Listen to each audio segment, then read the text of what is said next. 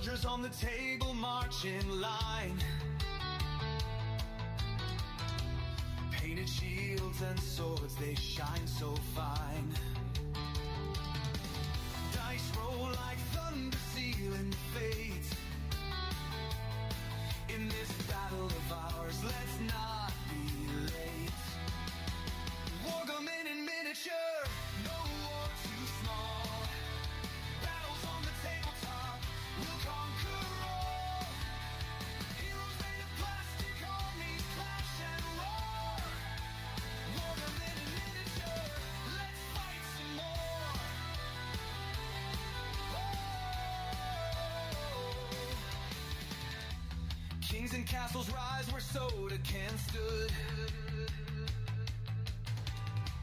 Mountains made of books, it's a cardboard wood.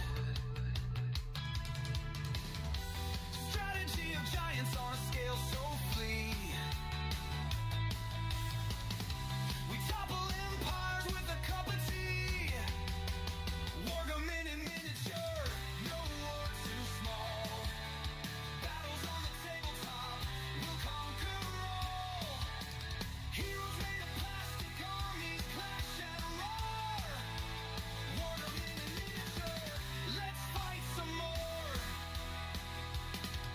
Battlegrounds in living rooms, legends unfold in the chaos of dice. Our stories are told from the rookies of war to generals wise. The fate of tiny worlds lies in our eyes.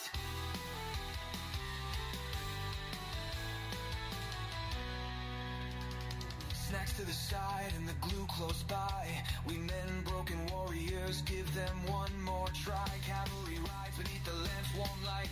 On this tiny frontier, we rewrite the fight.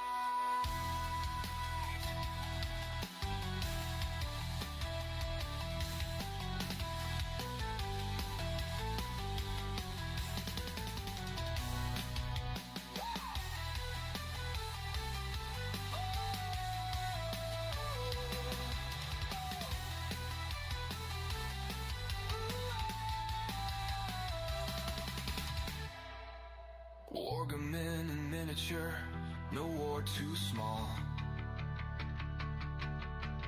Battles on the tabletop, we'll conquer all. Heroes made of plastic, armies clash and roar. Wargaming in miniature, let's fight some more. Let's fight some more. Let's fight some more.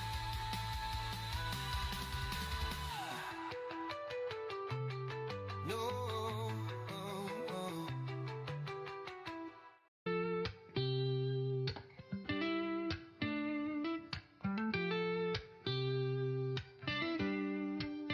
Tiny soldiers on a grand paper plane, rolling dice to echo cannon's refrain.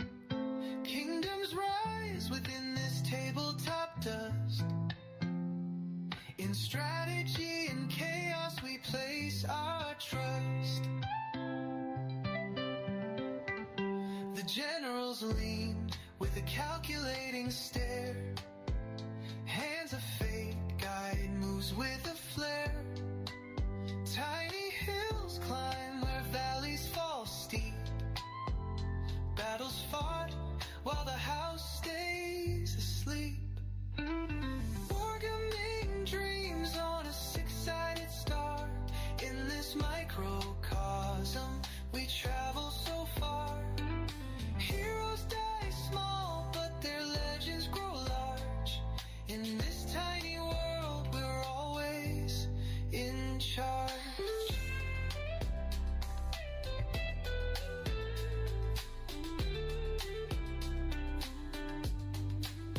Painted commanders in coats of bold hue patrol the terrain in colors so true. Armies clash with a flick of the wrist. Victory's a mark on a checklist kissed. Dice are the drums of this parade of might. The board is the map, glowing soft through the night. Imagination ignites where the pieces collide. A universe unfolds we cannot hide. 100 battles fought in one single room. Victories blazing, entropy and gloom. Armies may fade, but spirits don't rest. In the heat of this game, we earners of trust.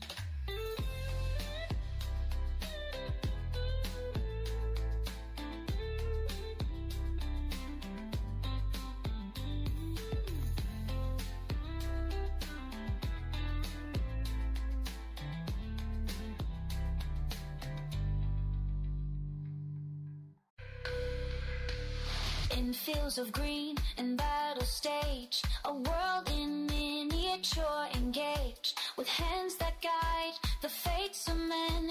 The echoes of their clash begin. Each move a story, each step a tale, through crafted lands where dreams prevail.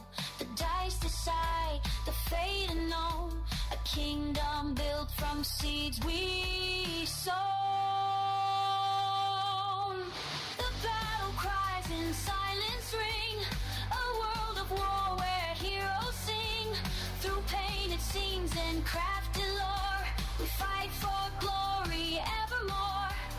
The clash of armies, the thrill it brings, in tiny realms where courage spring. Each piece a soldier, each game a war. We march to victory on this floor. In every role a destiny swings, a miniature world where passion clings. Through strategy and dare and lore, we live the battles forevermore.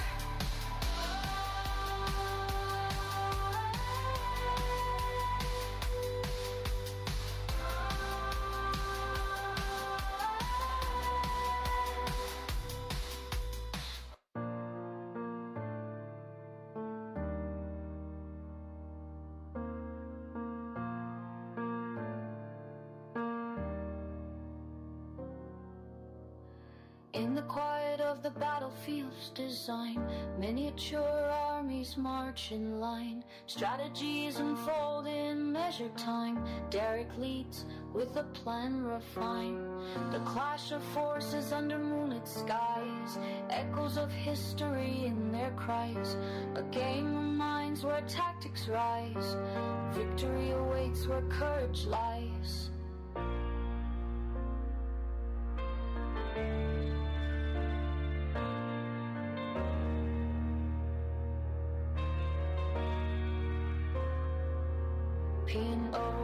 Notes trace the paths of war. Electric whispers open the door. Derek commands with wisdom's lore. Through the chaos he seeks to explore. The clash of forces under moonlit skies, echoes of history in their cries. A game of minds where tactics rise.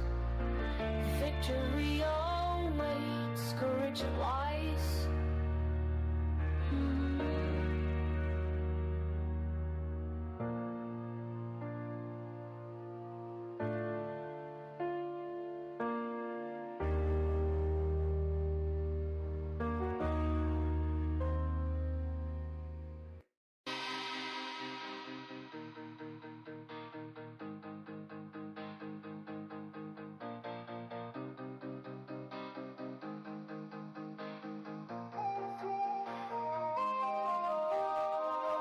Unfold on the tabletop plane. Strategies drawn in the heat of the game. Figures align in the miniature frame. Victory whispers through the thunderous rain. Each move a dance in a silent ballet. Clash of minds in a tactical fray. Through painted lands where armies convey the thrill of conquest at the break of day. Miniature worlds where stories are told. Warriors clash as the battles unfold. In the heart of the game, courage takes hold. Realm of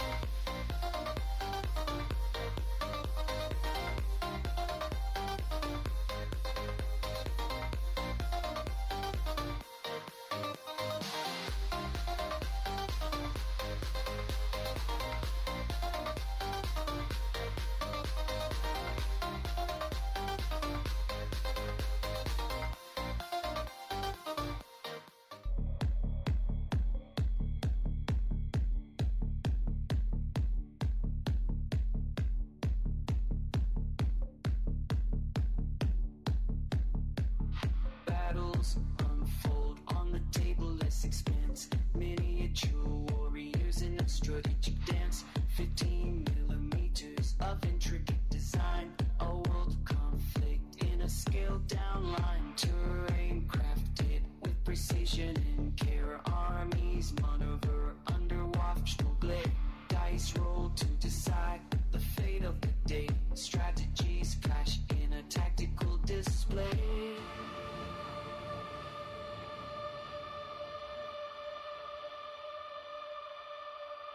In the realm of miniature war and lore,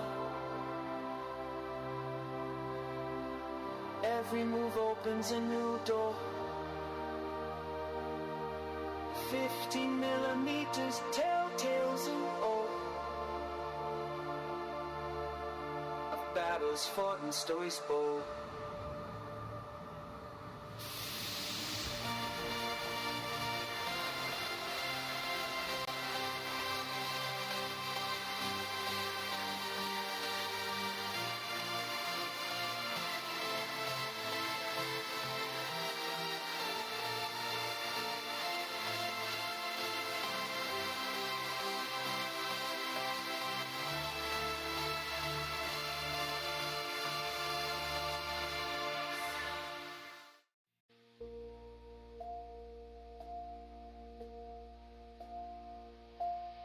Battles unfold on a crafted stage. Figures move in a strategic cage.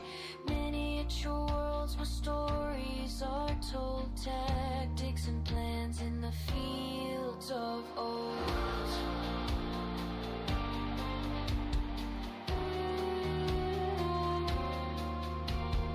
Invaders fight the fight. East can clash all the gears. Still all war meets fatigue. 15 millimeters bring life to the fight. Armies clash under soft table light. Each roll of the dice decides their fate. Victory or loss in this scaled day. Being marching soldiers in a tiny parade. Fields of green where the battles are made. A world in miniature, story unfolds in the hands of the player. The future holds. Clatter of dice that goes through the air. Strategies device with the most care. A realm of war on a tabletop plane, where imagination reigns and dreams sustain.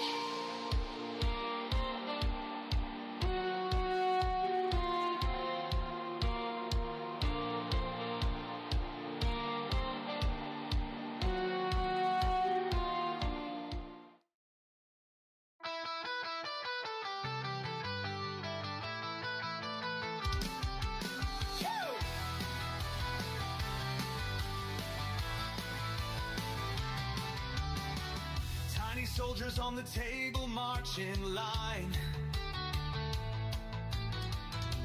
Painted shields and swords, they shine so fine. Dice roll like thunder, sealing fate. In this battle of ours, let's not be late. Wargaming in miniature, no war too small. Battles on the tabletop, we'll conquer all. Heroes made of plastic, armies clash and roar. Wargaming in miniature, let's fight some more.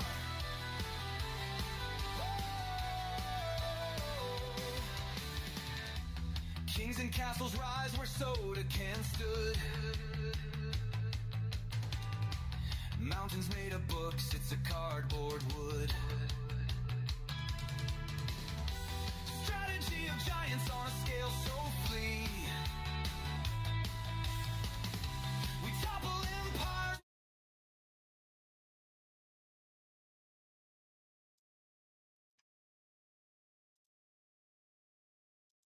All right, there we go. Hello again, everybody.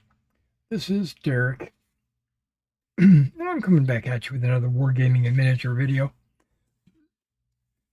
We're going to do a live stream today.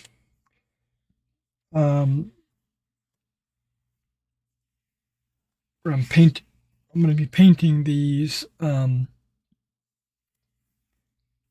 Prussian Landwehr as part of a commission.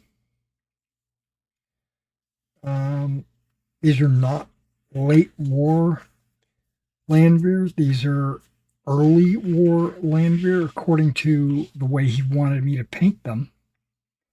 He wanted me to paint them with light gray coats instead of the dark blue coats. And that usually means pre-1813, I do believe. So, because after 1813, I think all the Landwehr adopted the dark blue coats. Which I'm kind of getting the impression, based on all the figures that I'm doing for this guy, I'm kind of getting the impression that he's working towards like an early war style army, which very cool. Very, very cool. Okay, so I've got, sorry about bumping the microphone. I don't have very many colors left. As you can see, these are the colors that I have left, but that's not really true. Let's see if I can adjust my light where it's off this camera, but it still provides me with some light. I'm gonna adjust. Yeah, okay, that's good. Got quite a bit of light actually right here. Maybe I could do that. There we go.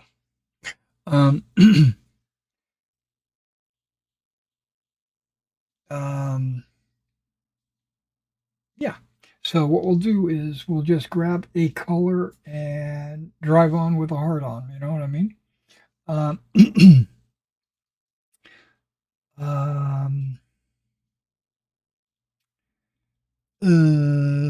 Okay.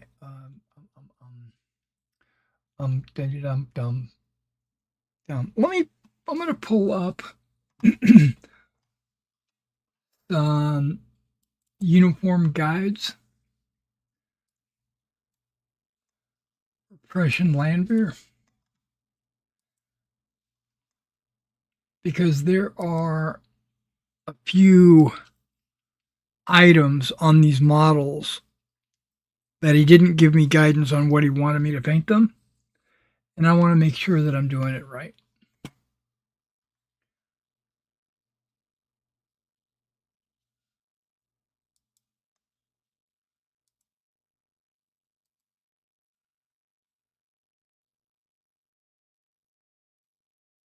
Okay, red turnbacks.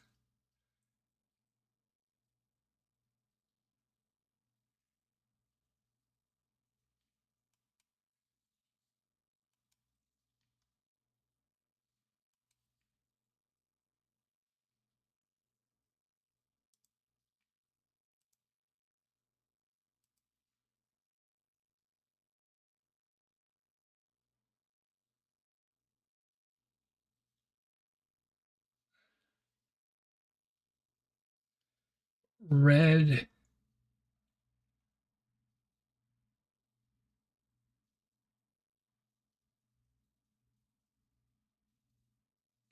Okay.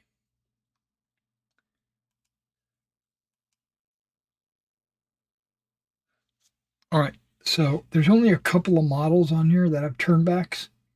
It's the officers. Everybody else is wearing flat coats or what have you. But the drums need red trim. So we'll do the drums and the turnbacks.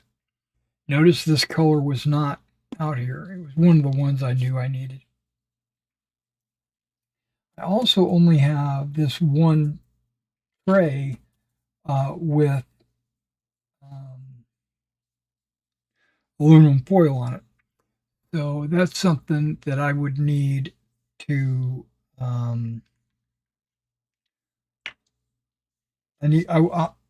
if I run out of holes,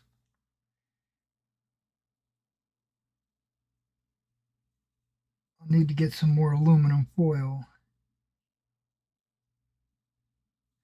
Cover up these other trays. So that tells you like how much painting I've been doing. Quite a bit, actually. I think this brush will work. Okay, did I put my... Yes, I did.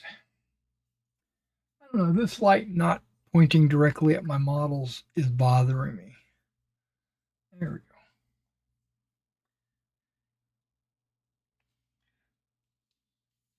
Not in a negative way, just...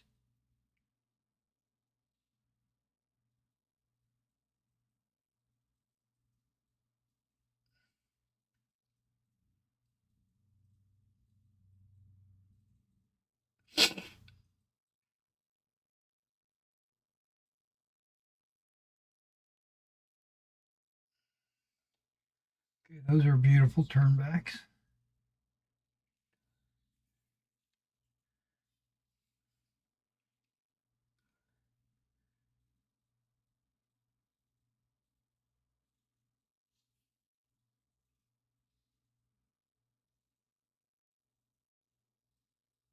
Now, I already did everything white. Pull that back out. I've already done everything white, and I deliberately did not do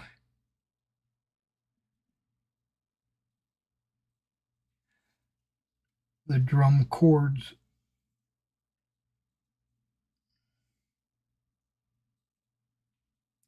knowing that I still needed to do the bottom and the top band.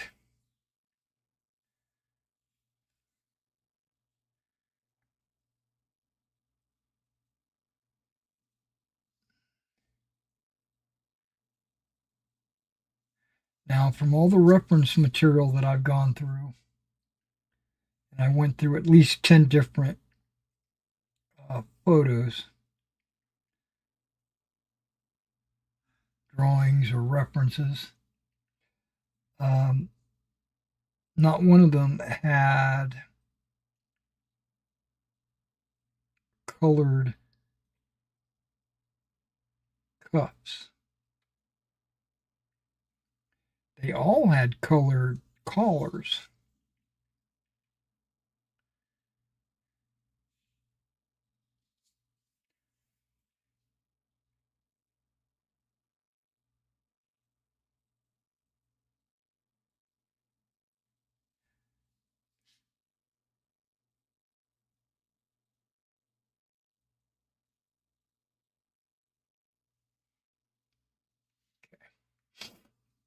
That one looks good.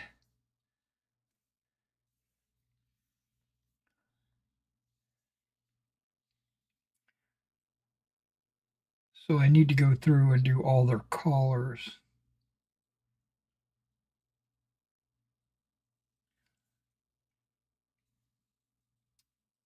And this, almost every one of the units that he's put through my little sweatshop has had orange collars.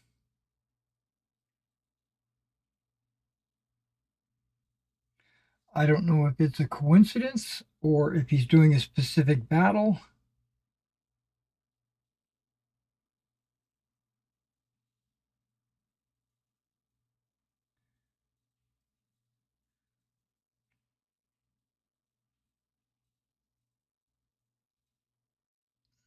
Where all the units he's choosing has orange collars.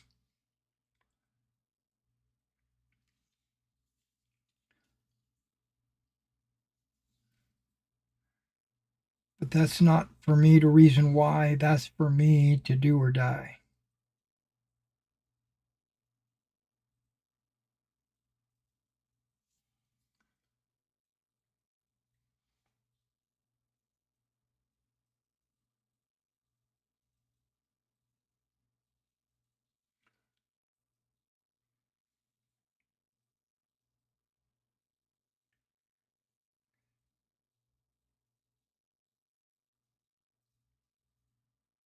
Okay, now enough of his work.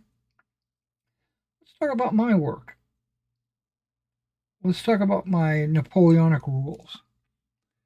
Um, as you all know, I am in the process of writing my own rules. I'm calling them marshals and generals.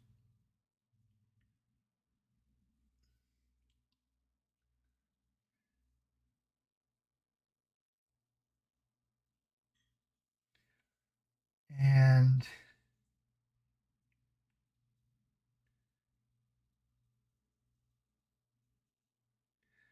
currently, in my headspace, currently is in a debate with myself on whether I'm going to go with inches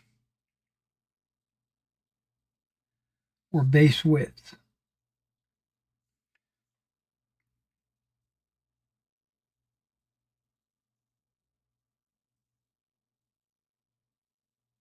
I think I've decided that I don't know. Okay, I'm changing my mind right now as we speak. So let me just say that I'm going to fiddle around with movement and shooting with both base widths and with inches, and then I'm going to settle on one or the other as the one I want to go with. Um, I'm leaning towards inches just so people can use tape measures or rulers for all their measurements, and they don't have to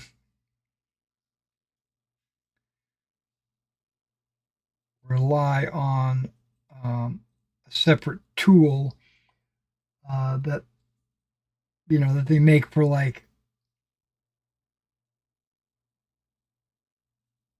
WRG or Meg or anything like that.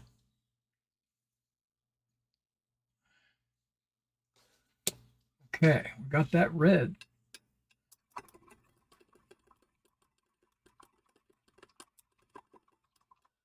Turnbacks and drums. And that's the only red I was going to use, so I can just go ahead and put that away.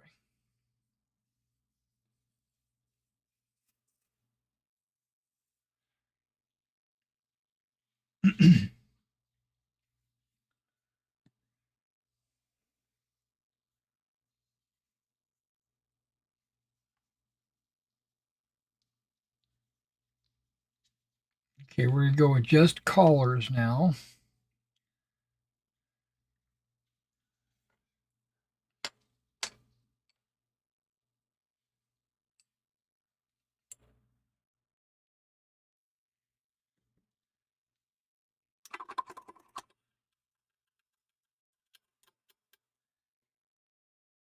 So I have this order for eBay, my eBay store.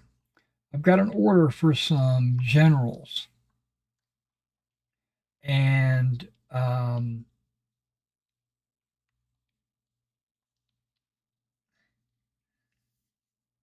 went and looked through all of my miniatures, my miniature collections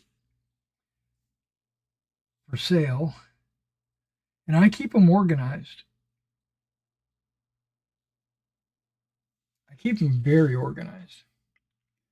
And I went through all of them. I even went to some trays that are not even close, like World War II or ancients or whatever. I went through every single one of my drawers, and I cannot find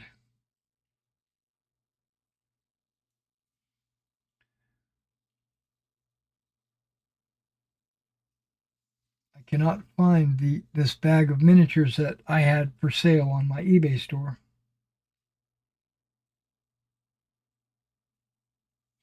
And my mind is telling me that I've already sold these.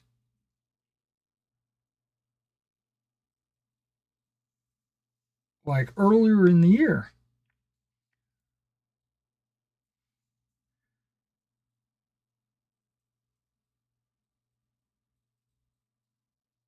Somehow eBay had a second set of them, relisted them or something. And I'm going to have to contact this buyer, just let him know that these are no longer available and here's your money back.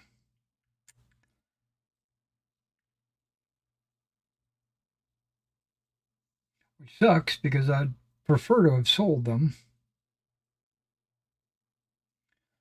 Obviously, right?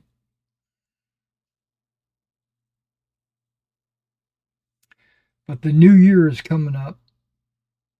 And what I do at the start of the new year is I always go through my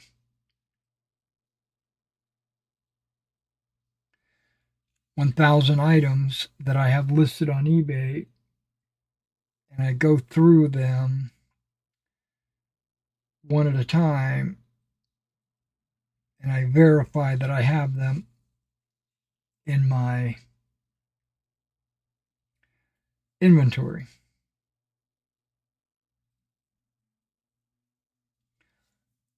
It's a big, it's a big undertaking.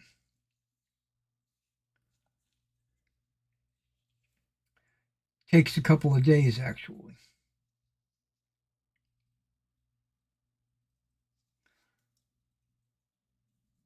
But it's all right.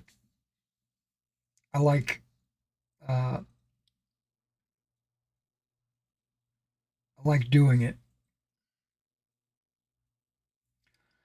I probably should start doing it twice a year instead of once a year. If I find that I've got something in my inventory that's not listed, I'll go ahead and list it. And I think that's what happened. Because when I was going through my inventory, I found generals that they weren't the right ones. They weren't the same ones that I had listed.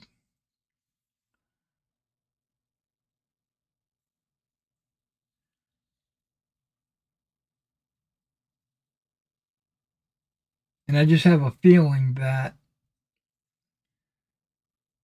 they're not listed.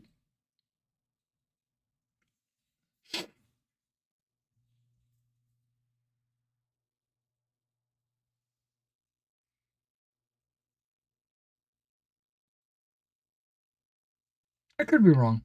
They could be listed.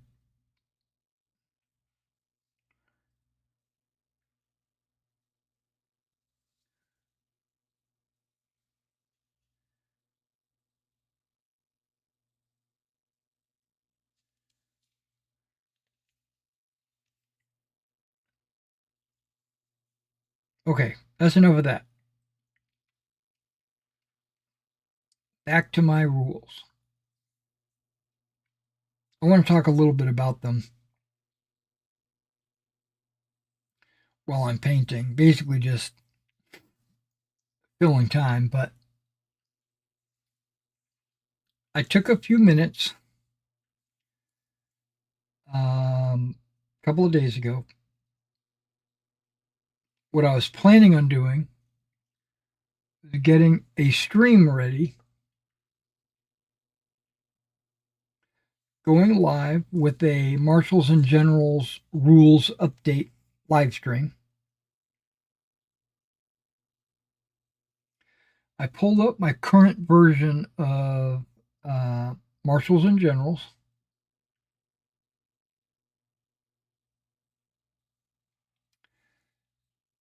And I kind of did a little proofreading through it just to see where I was, where the rules stood.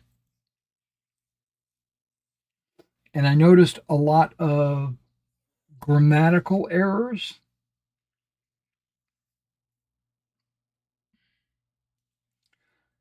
Um, which I didn't really have any desire to fix. I did start fixing them. But my point is, um, I can do the grammatical error fixes at the last minute when I decide that my rules are ready to go and I'm going to send them out. I could fix grammatical errors at that time. I can add nuance and stuff like that.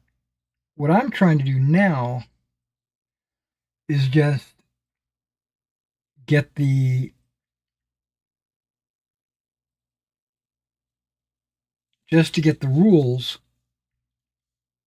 resolved, you know, that crunch the numbers.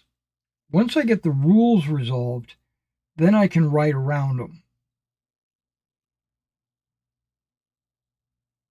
You know, I can tell players, and what did I just do? My brush must have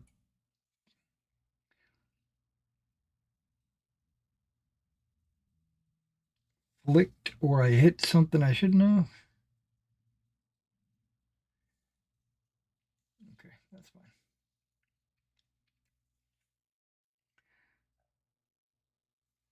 So when I started doing these grammatical errors, my whole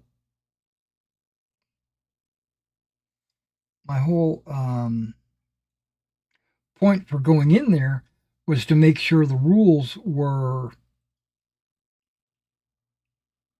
up to date with my thought process of the rules.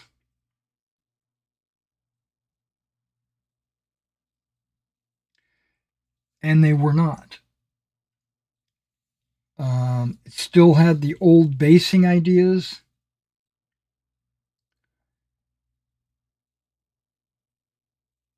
That was where I stopped. Once I realized that it had still had the old basing listed,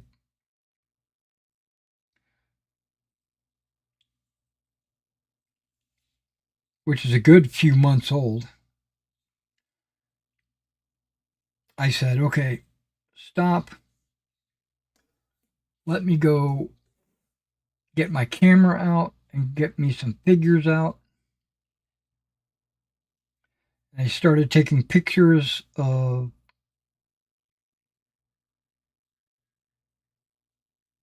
units with the new basing. Took a picture of like single bases and units.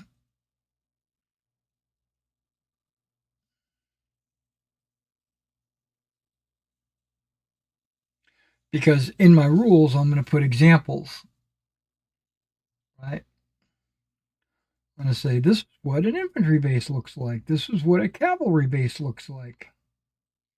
Artillery and blah, blah, blah, right? This is how a march column looks, and this is how an attack column looks.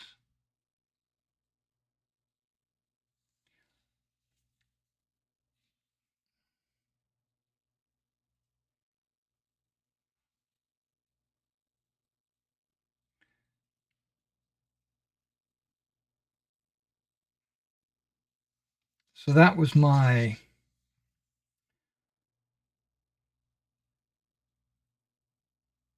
day. The other day, I started taking photos.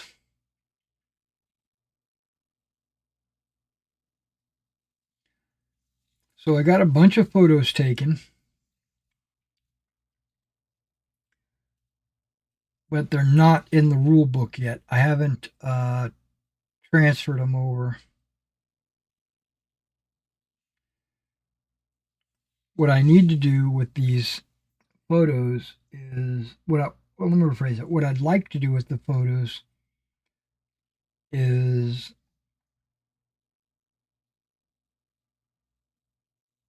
put some text on the photo itself.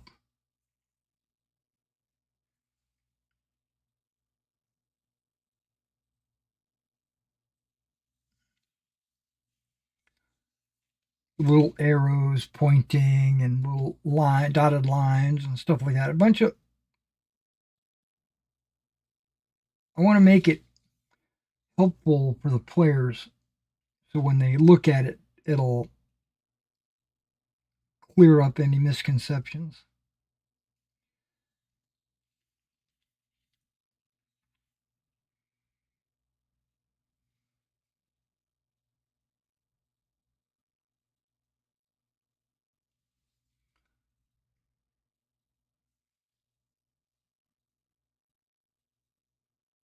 I haven't done that yet. Now, I don't mind doing all that work on camera, live. And I thought about it. I said, you know what? When I go to do that work, I'm just going to turn my camera on and we're going to do it all together. I'll work through my inches and base widths. I'll work through my ranges and movement rate and command and control and general ranges and all that stuff. We can work through that on camera.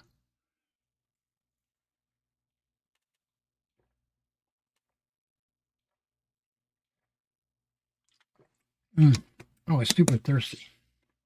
Oh, body armor.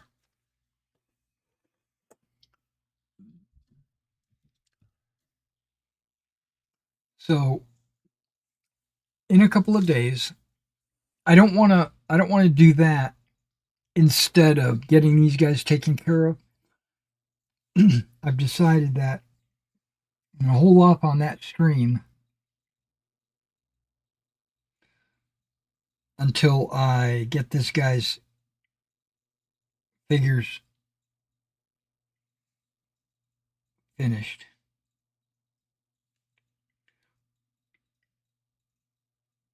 Now, if it's something like me waiting for something to dry, sure.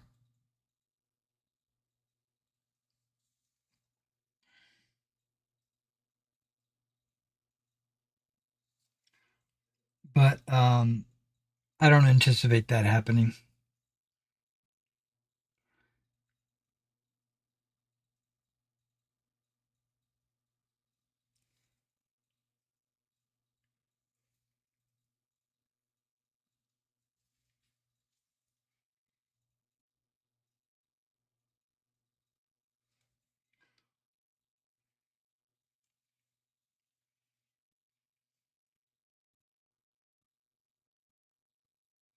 So let's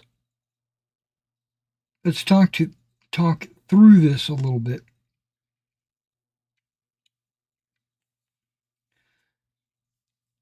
Because currently in my little rule book of the old rule book,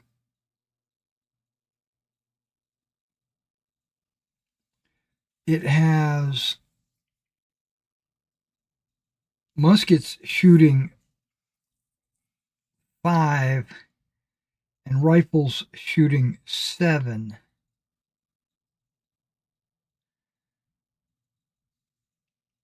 And that's a good ratio. I don't mind 5-7.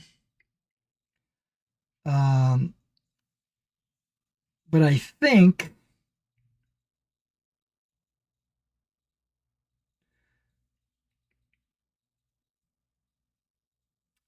I'm going to go 4-6 or something like that.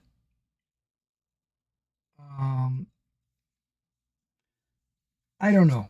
I don't remember what I did was. I think I took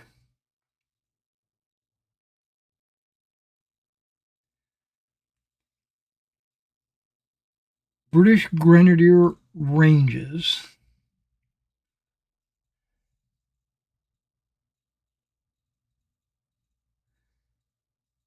and then reduced them by a third.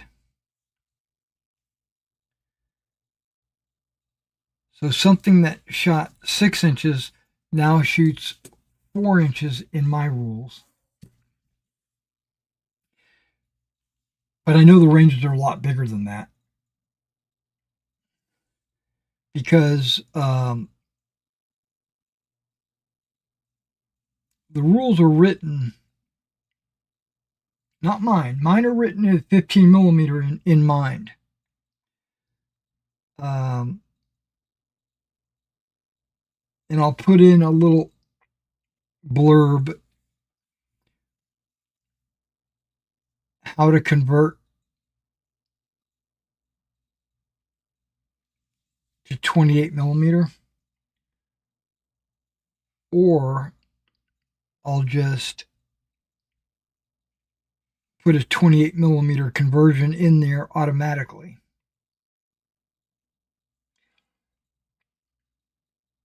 But basically, any rules that are aimed towards 28 millimeter,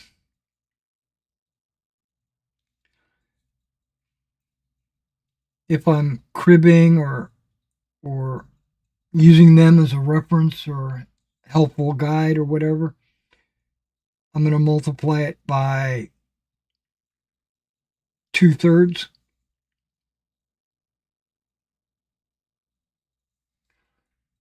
So like in black powder, just using this as an example, if a musket shoots 12 inches, in my game it would be 8.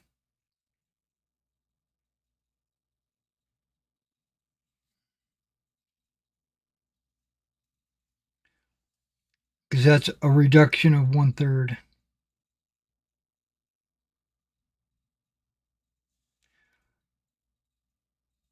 And I think that might be where I got the 5 and 7, because I think I was using base widths.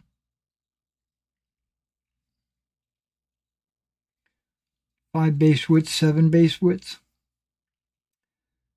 But I really, really, really think I'm going to go with. I keep saying that I want to do inches, but I also want to do base widths. I think base widths is a ingenious way to measure, but so is inches.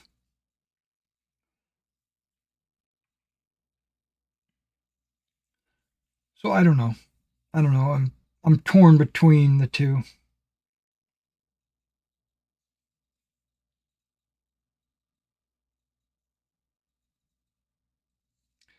One thing about base widths,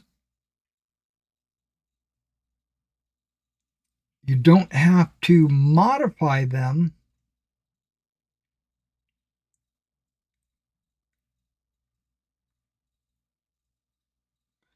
like I don't have to have a if you're playing 28 millimeter, it shoots 10 base widths. If you're playing 15 millimeter, it shoots 7 base widths or whatever. I don't have to do that because the base itself changes. So if I'm playing on 40 millimeter bases, then it shoots 40 millimeter times whatever the base width is. If I'm playing on 60 millimeter bases,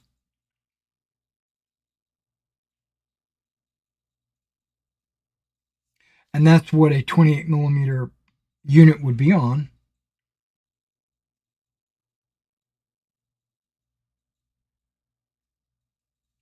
then I can still shoot the 10 base widths because it automatically has increased by 2/3 or by 1/3 or whatever the math is, from 4 to 6.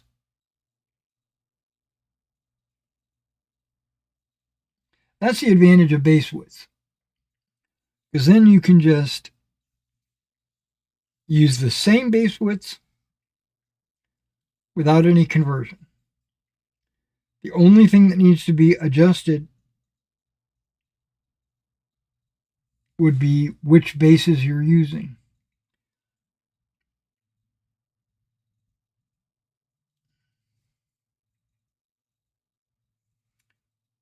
And I kind of like that idea.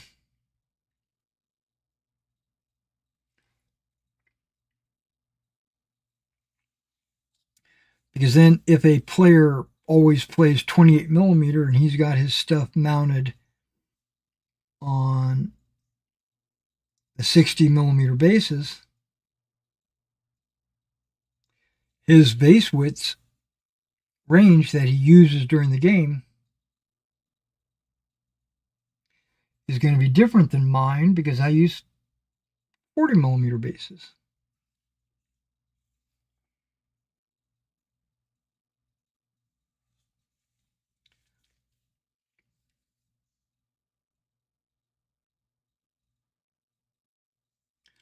So that's why I've been leaning towards base widths.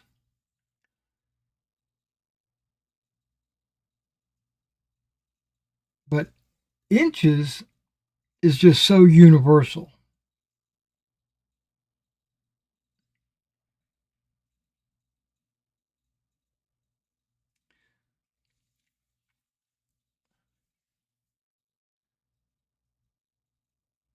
But if I use inches,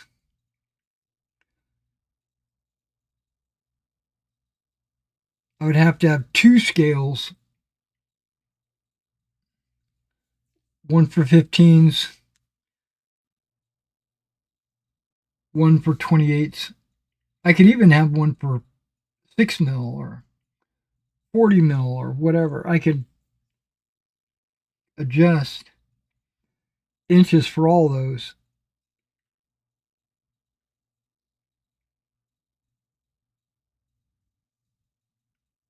But I don't think I'm going to do that. I think I'm going to go. I'm leaning on base widths and then just identifying the size of the bases per scale. Okay, we got the orange. Orange is done. Put that out of the way.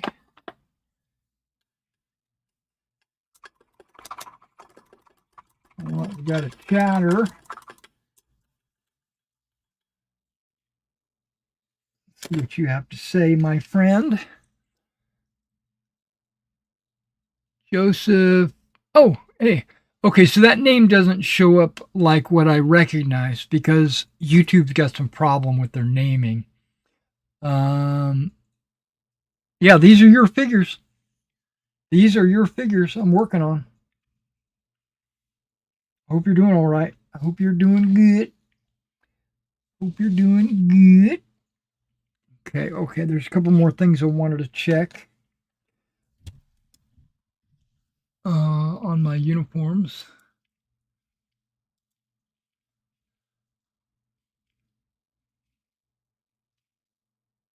Silver, okay. The officer's sash, I was just double checking, looks silver to me.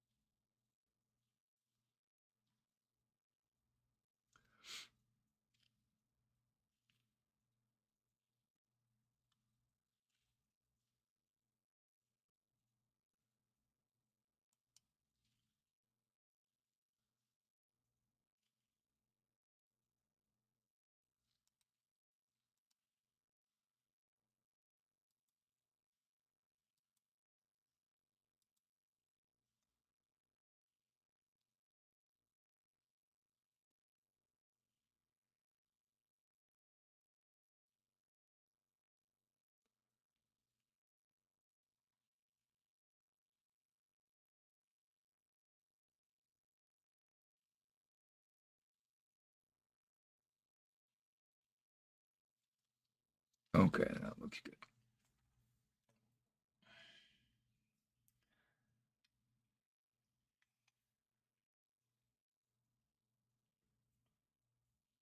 Got like a hair dangling down. There we go.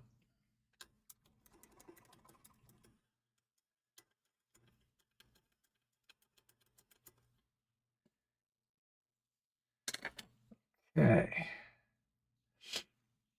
Trying to decide, because there's really not that many colors left on this.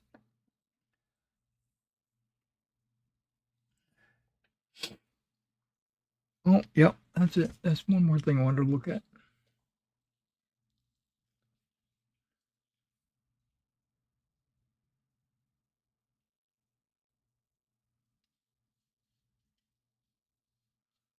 Okay, they don't show that.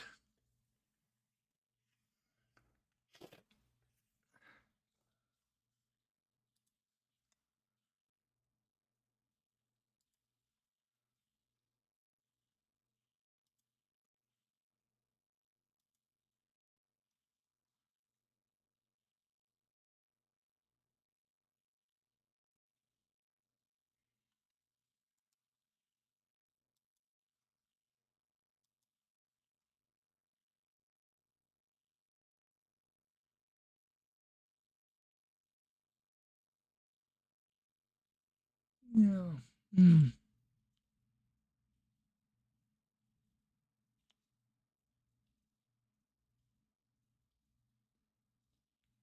Okay.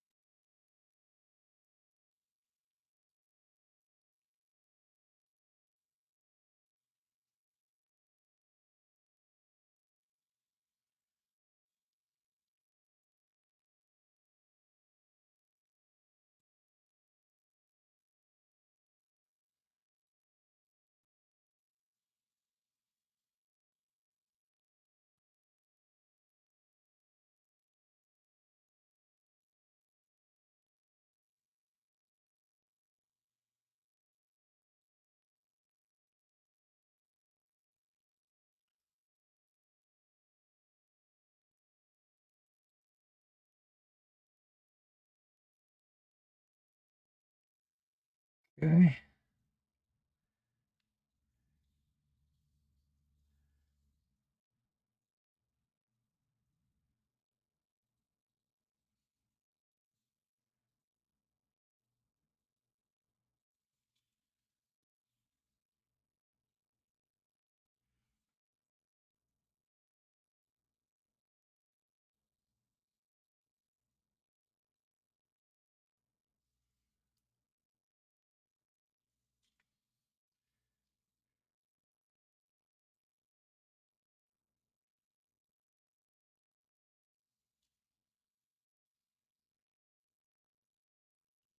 Probably going to do black next. Do the strap and the swords.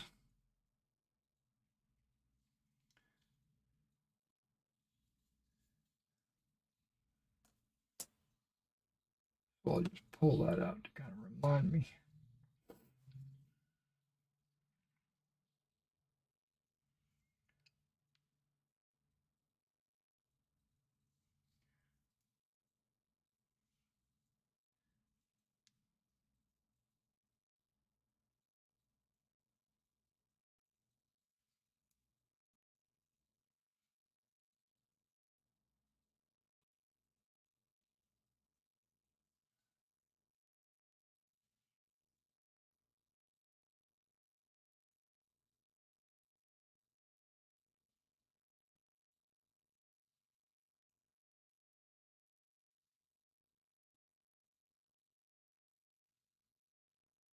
Oh yeah, I forgot. And they have black cartridge boxes. I gotta, luckily, black will handle all of that.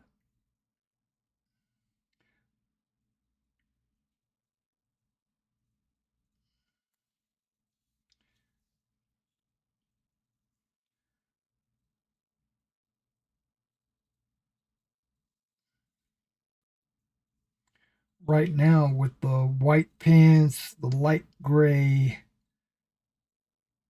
jacket, and then the white bags, the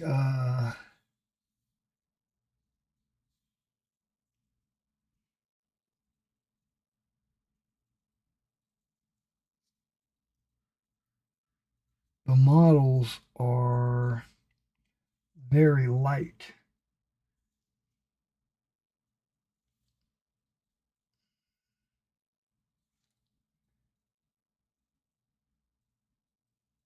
They're going to need something to contrast them and draw them down.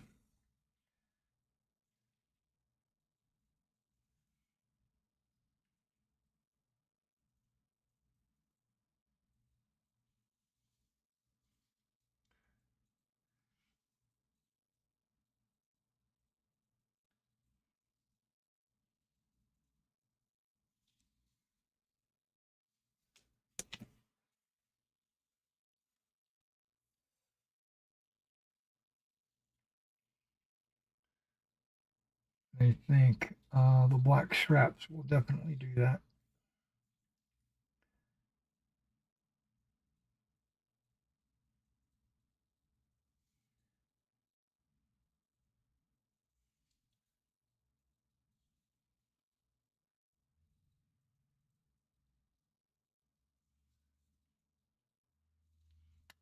But what I was trying to, my mind gets distracted. I'm sorry. I go one way and then I go back the other.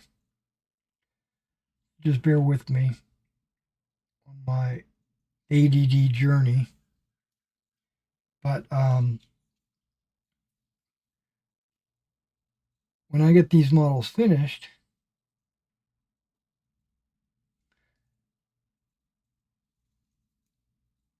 I'm going to have a Marshals and Generals live stream. Not today, maybe tomorrow, because I don't have much left on these guys. So I might be able to get these guys at least based and flocked and everything else by tonight. And then maybe shipped out tomorrow or whatever. But that's a maybe. I don't know. I'm not promising that. But if that's the case, I might be able to spend a couple hours with you guys working on my rules. Um,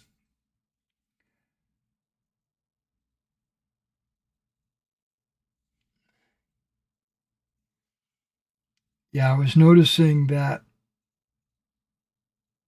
my ranges and everything else needs to be worked on.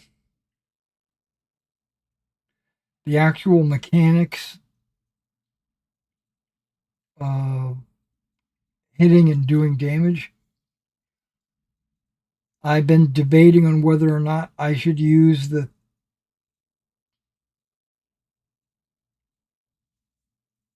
Meg dice, the colored dice system, or if I should um, just use a D6 with pluses.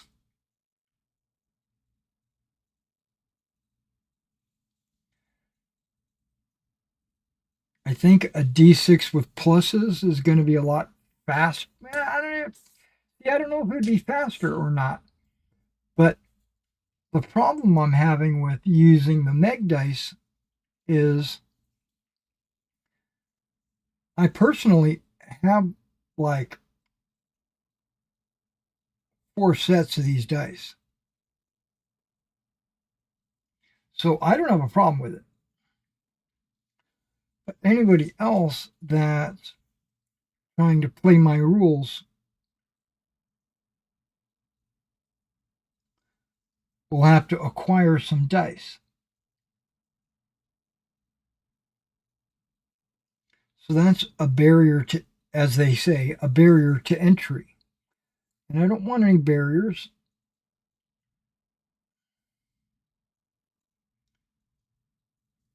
But I also want it to be the best it can be. And if that requires a barrier, then so be it.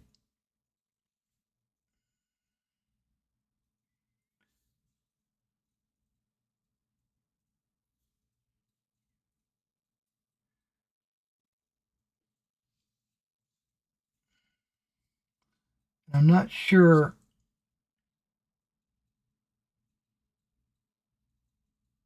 I like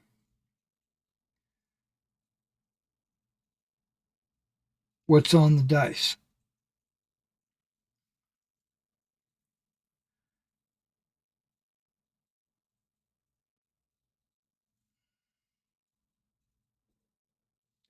I'm thinking D6, and I was originally going to do D10 because you have a bigger variety of results.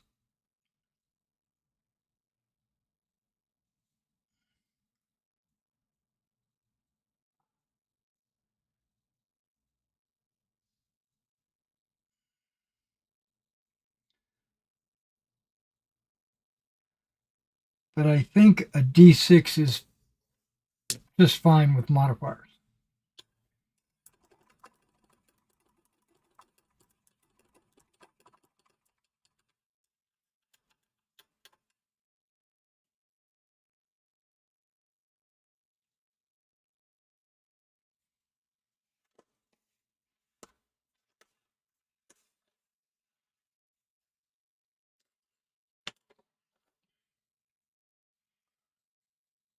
Okay.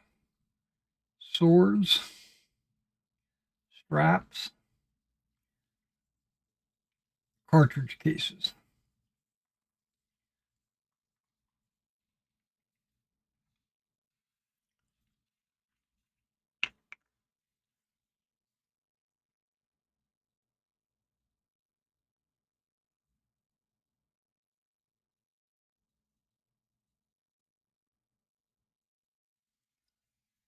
Okay.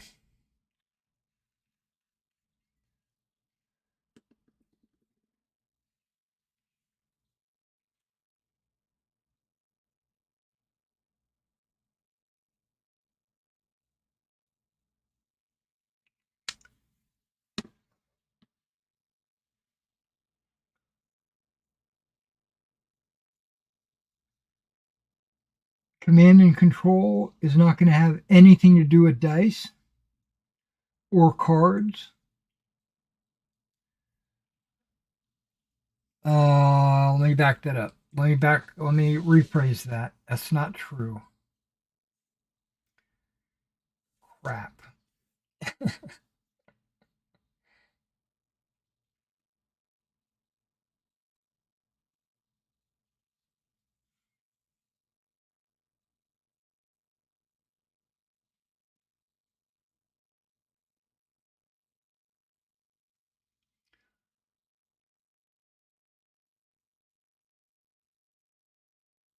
this is something that's going to probably have to be worked out.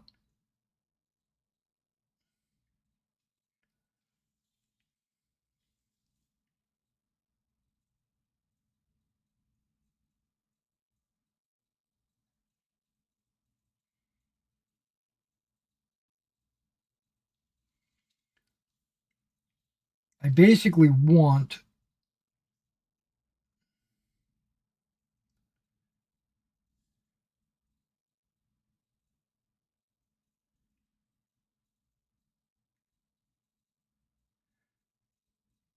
every unit that's it within range of their commander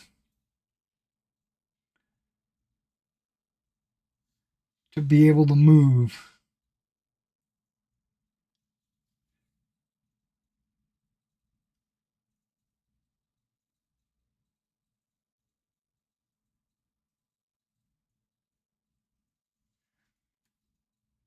But I also want there to be a limit.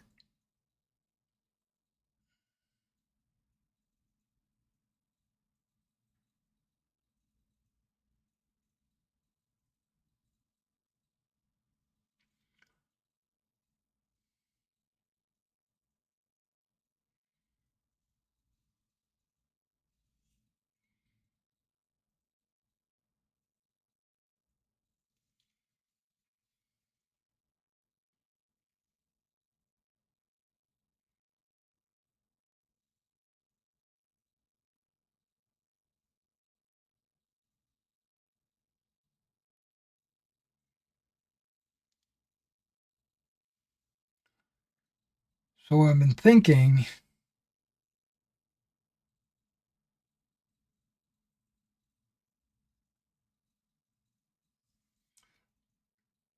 I'm also thinking um, generals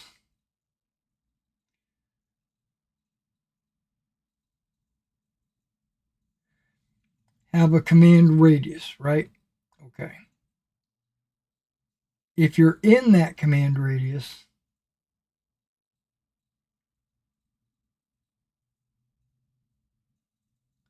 you are quote unquote in command.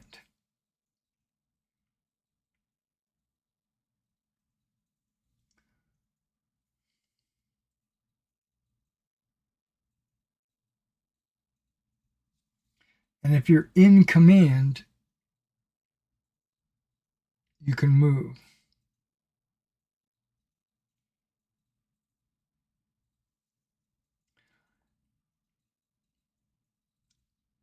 Now, something I could do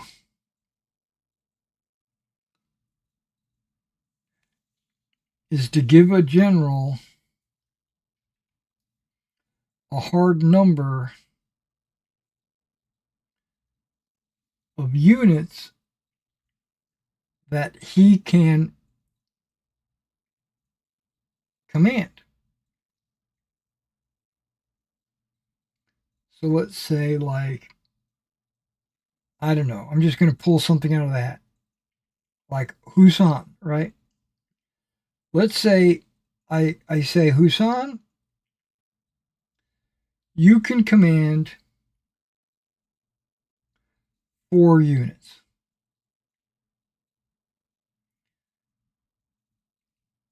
That's your combat command limit.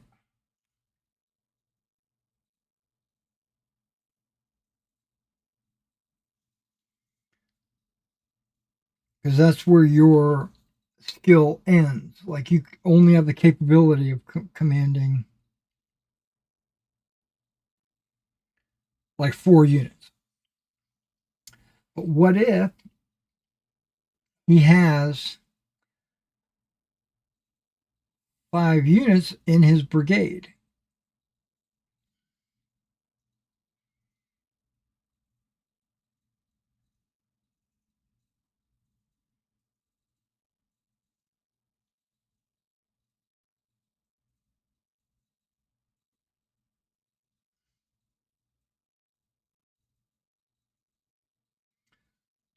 Well, then only 4 of them can act each round. They can be different ones every round, but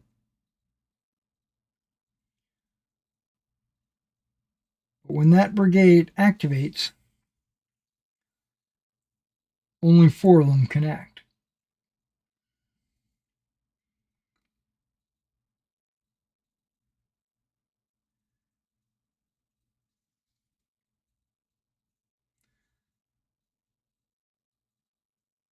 And they would have to be within his command radius.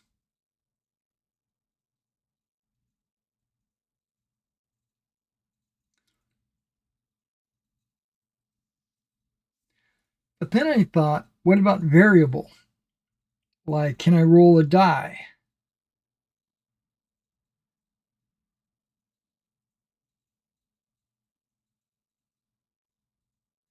I might roll one turn, I might roll a 6 the next.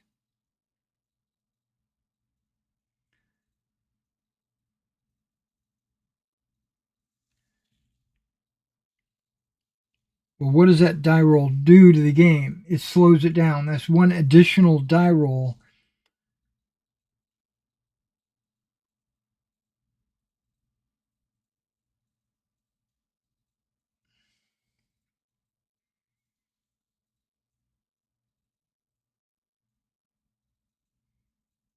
And I'm trying to eliminate die rolls.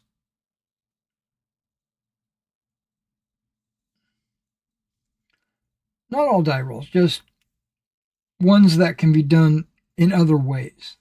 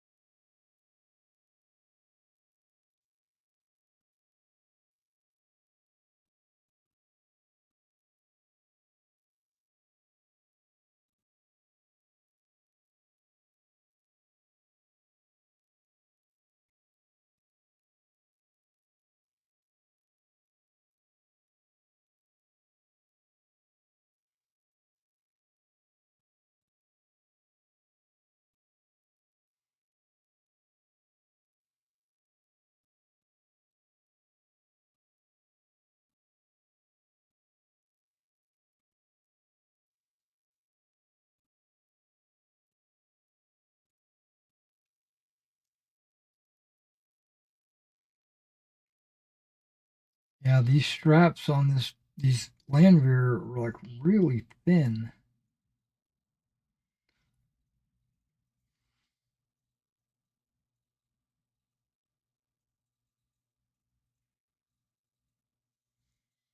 Almost like an afterthought.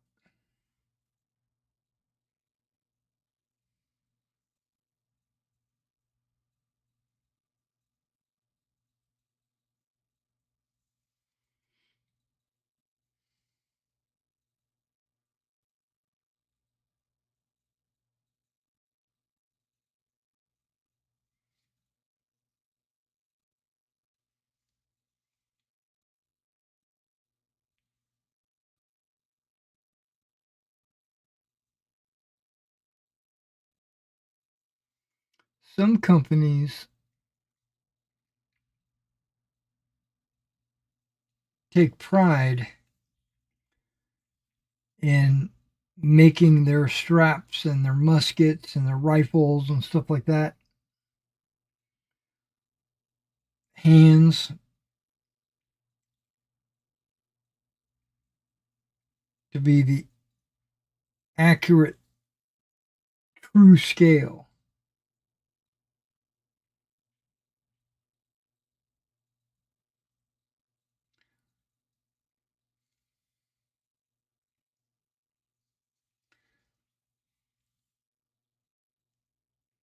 Like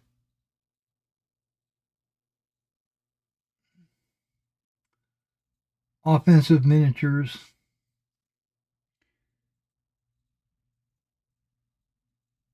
they even put it on their website. All of our figures are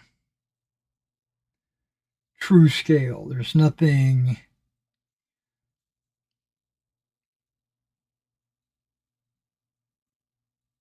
exaggerated or anything like that on the model.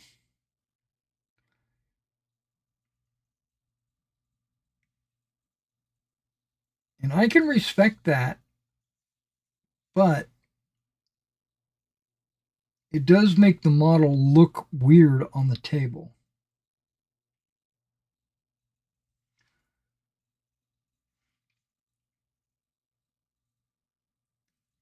Because it's a miniature figure and not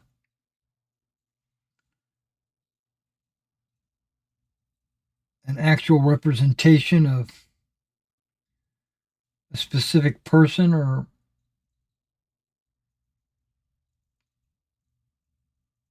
whatever.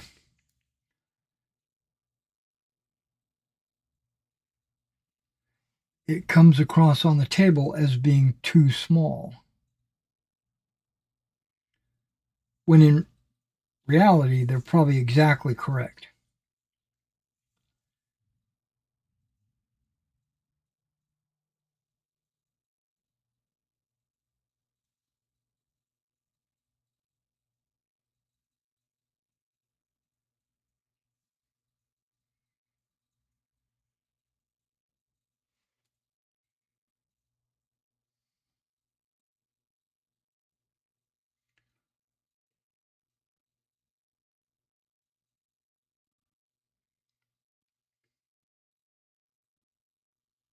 And these models give me the impression that they're going for true scale.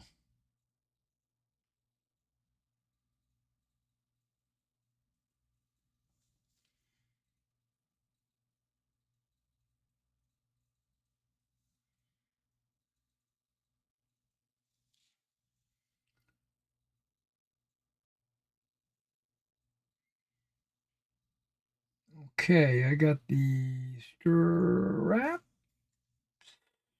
Not done.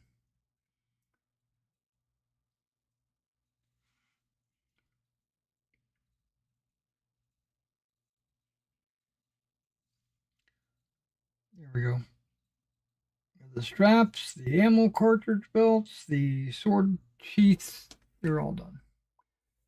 Wow, that was only one strip.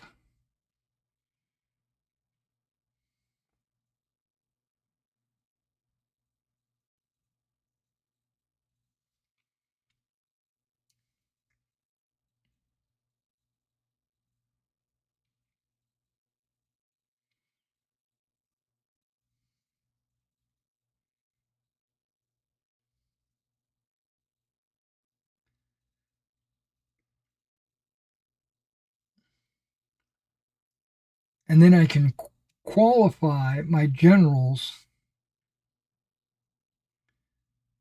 with pluses or minuses to their command and control die roll.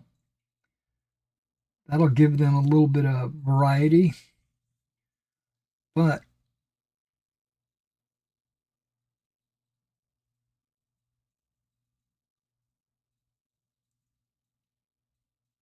and it'll cause excitement at the table, because you'll be like, oh, I rolled a one, damn it, now I can only move one unit. Oh man, I'm so bad. Or you can roll a six and say, oh, I rolled a six, I'm the best. My general is so good.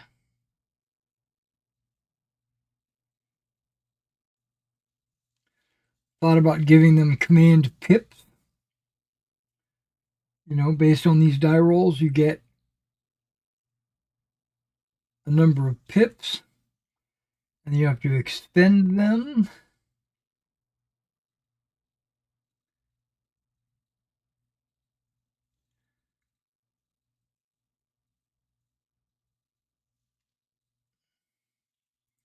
And I was thinking that it's one for every unit that is inside your command.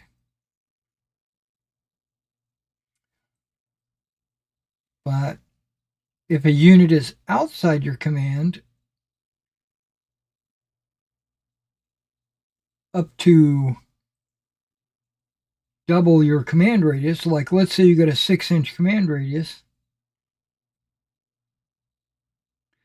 and he's up to 12 inches away, you could spend 2 pips on that guy.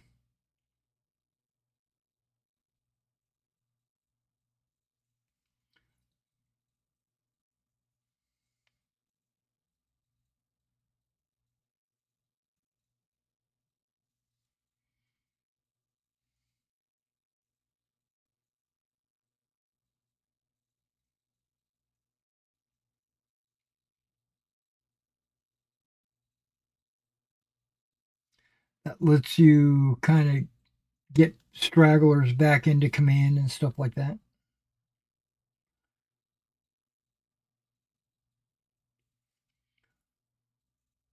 But I could do that with a fixed number as well.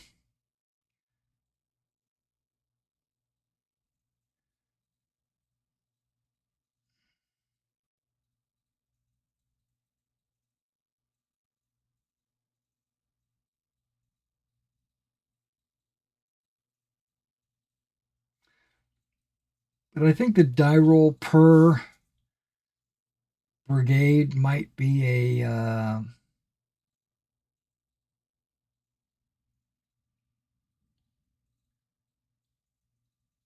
way to go. Now I thought about rolling all of the brigades at the beginning of the turn.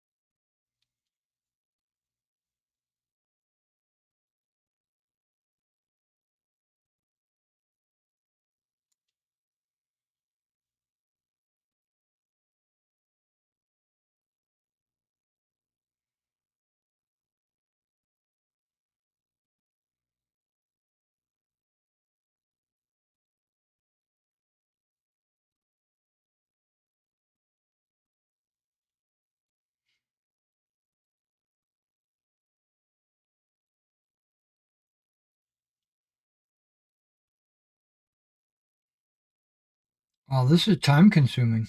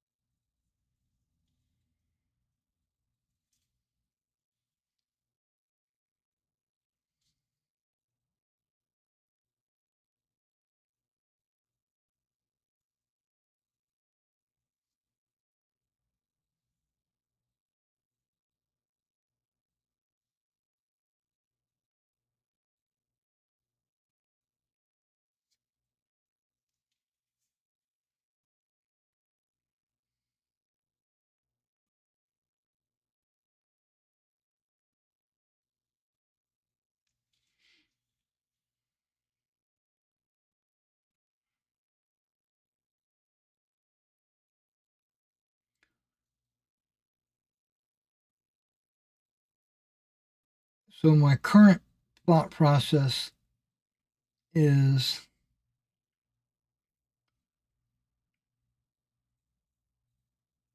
the shooter rolls a specific die, which in my system can be just a d6 or whatever. And then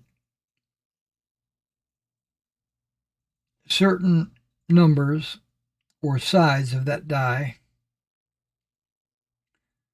will create results.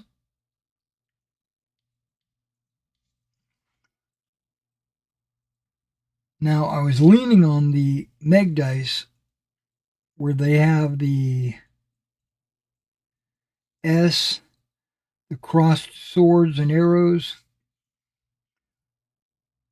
and the skull.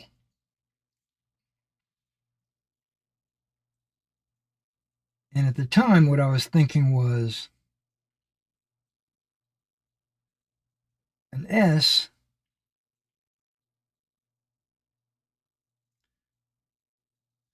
disorders, it has a special result, right? That's the S. It disorders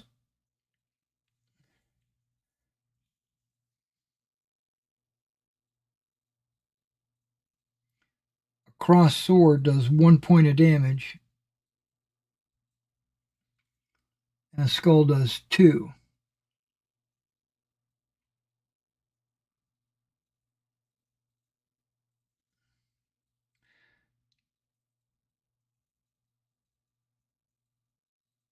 And based on your pluses and minuses, you'll change which die you're rolling. Some die will have more crosses, some will have more skulls, some will have more S's. Getting progressively more deadly the higher up you go. Well,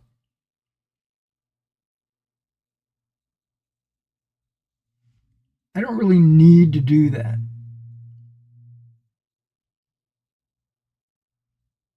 I could just say,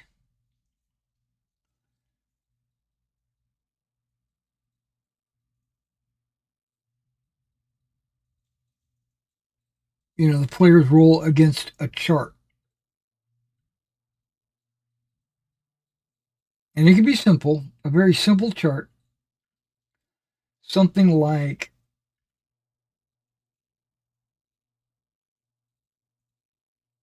a 6 causes a skull, a 5 causes a cross sword, and a 4 causes a special. And then you get pluses and minuses on that die roll. maybe a 7 causes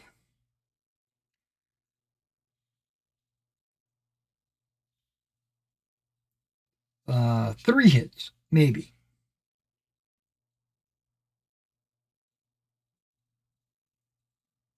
Or also, it could also be 2 hits.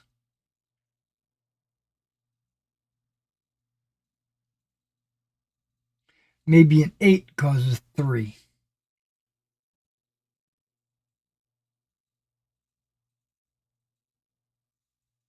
But you get what I'm saying.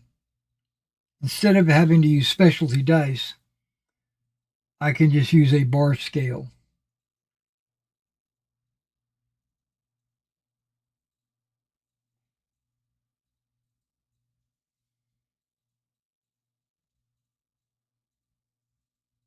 But I like my specialty dice.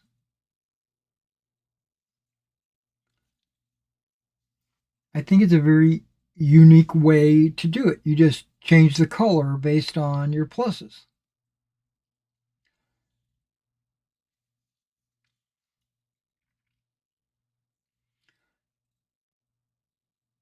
But both ways would work.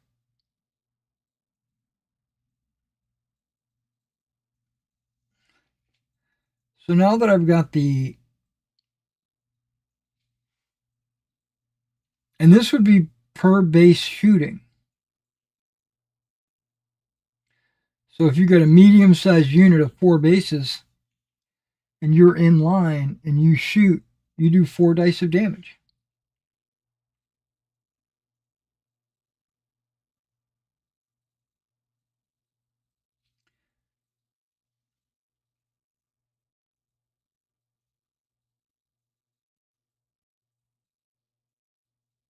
And only the front rank fires. So if you've got a column or whatever, you're only shooting 2 dice.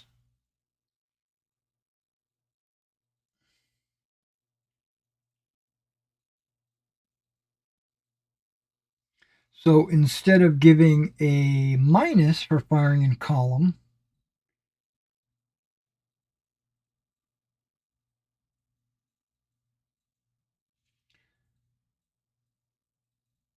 there's a built-in minus of less dice, which is where the minuses would come in in other systems. They give you a minus because you're in column, not because they're shooting poorly, but because there's less of them shooting.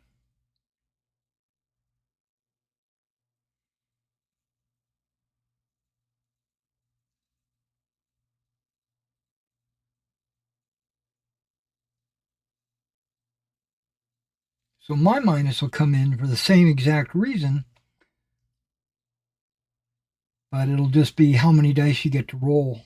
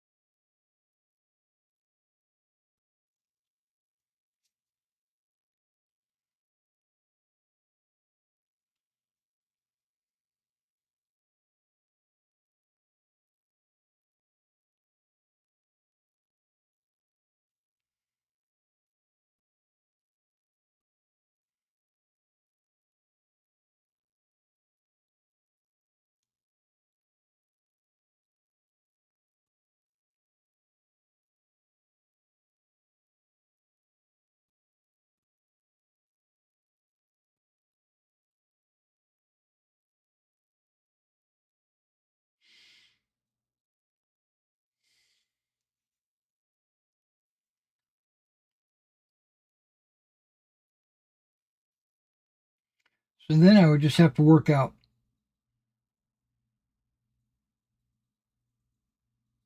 Okay, we got all these hits. Now what do we do with them?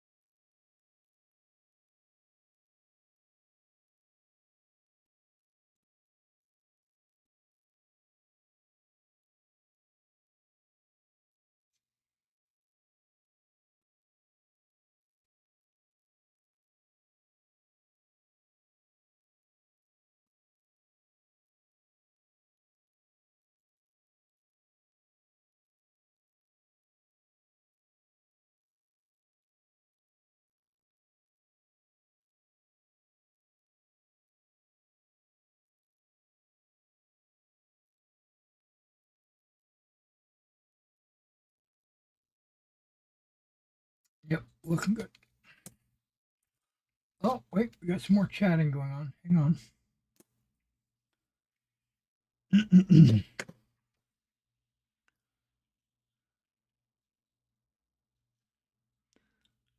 Doing fine. That's good.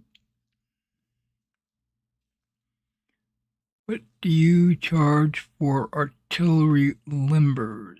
Each limber has 4 horses and 2 riders.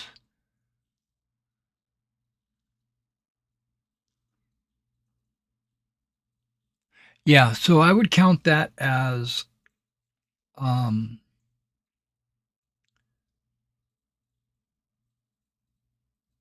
even though it's a limber, it's not too much more complicated than a normal artillery gun.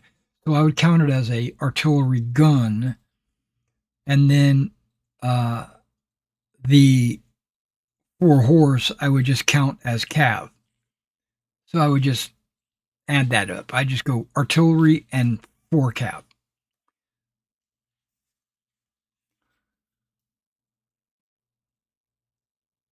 Wait, I need 2. I also have 2 guns with 3 crew. Yeah, so I do the gun has a cost, and then the crew I would just count as infantry. So that would be like 2 guns and 6 infantry.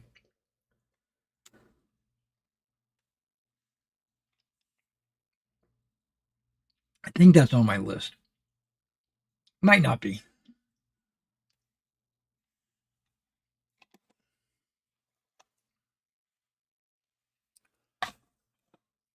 Yeah, I just finished a whole bunch of artillery limbers.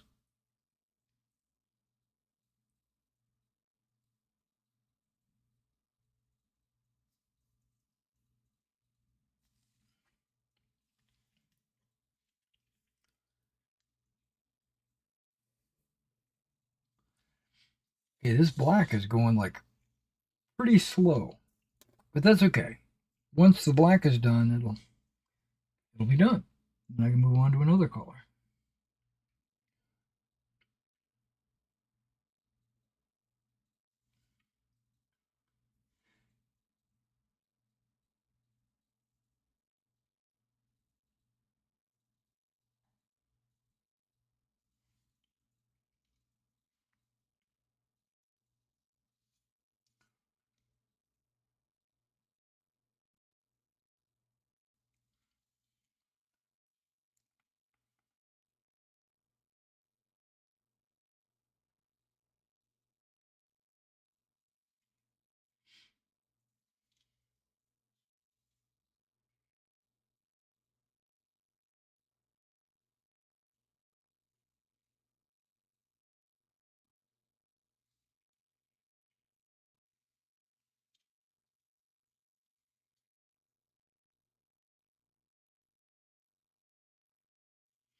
Yeah, it's almost 11. I was planning on eating some pizza, actually.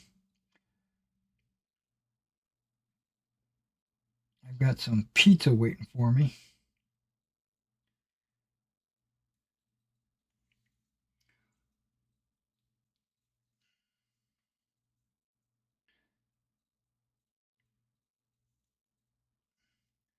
So what I'll probably do is finish up this black.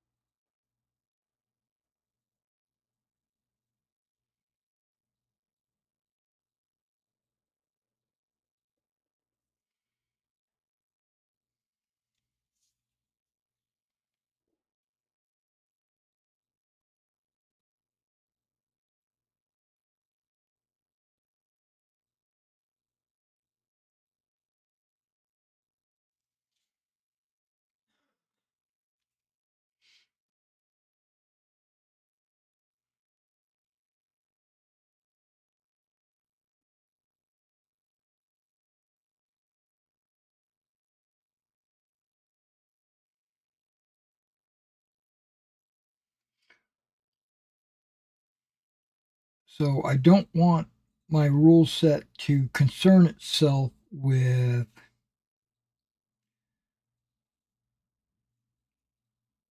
the ability for generals to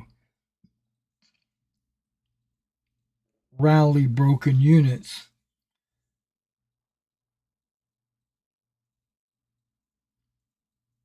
Bring them back into the fray.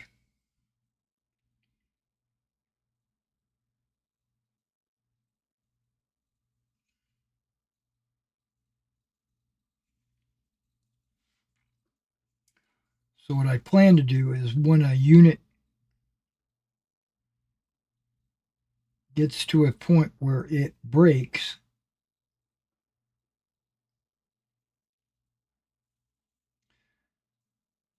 you just pick the unit up off the table and it's done.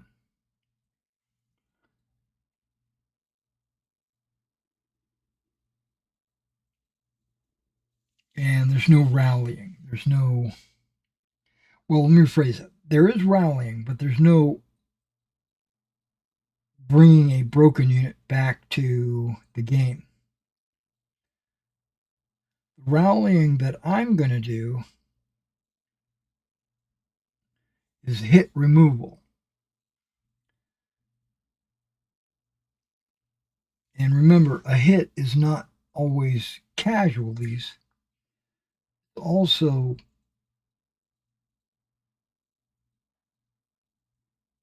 fear, disorganization, and casualties. So it's a mixture of everything. So when a unit takes a number of hits, it'll still be in the battle. It'll still be fighting and doing everything it normally would do until it reaches its break point.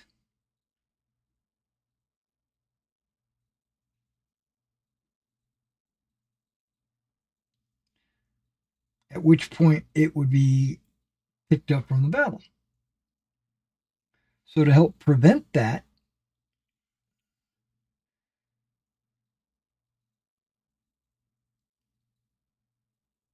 generals will have a ability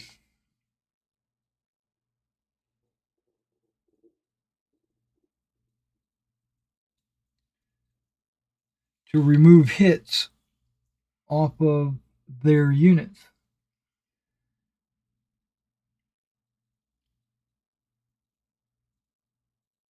Now, how am I going to go about doing that? How am I going to work that into the rules?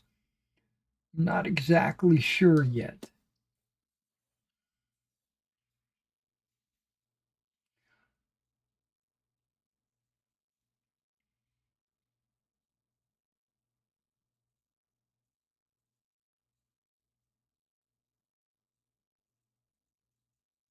What I think I'm going to do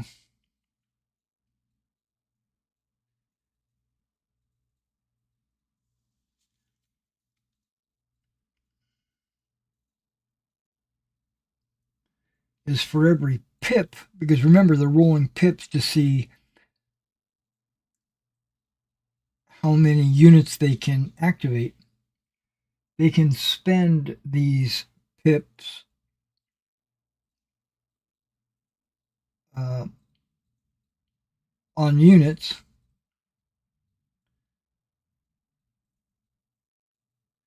that have hits to remove hits.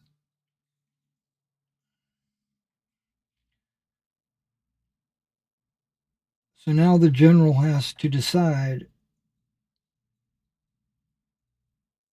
if he's going to move units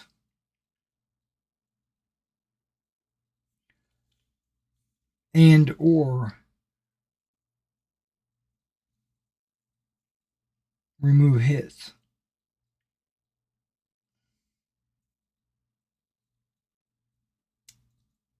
And the way I am going to explain that is the general is busy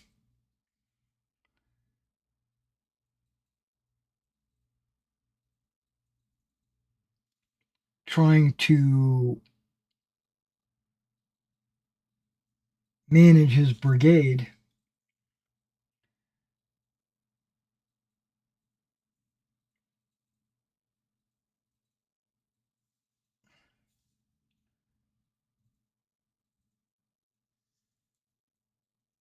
but like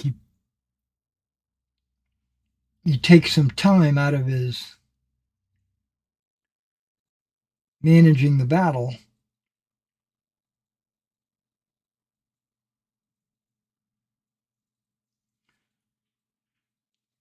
to ride over to the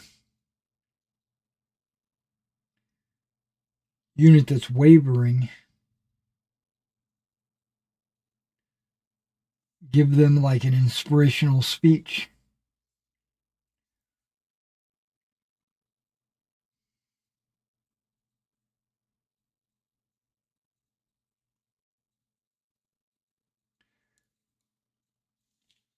Get them back on their feet.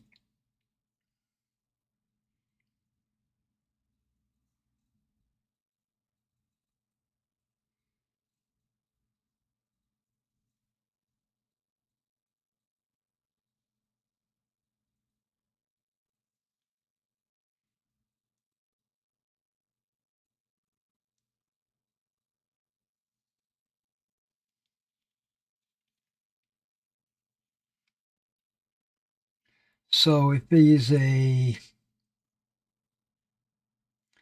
let's say he's a +2 general, he rolls a d6, he's going to add 2 to that. That will tell you how many pips he has.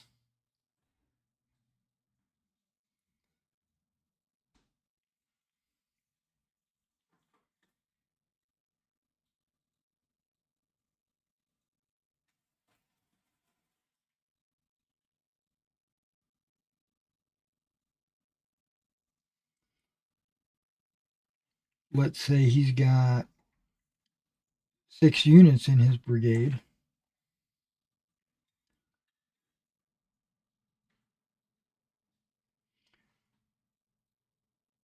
He rolls a 4 plus 2 gives him 6.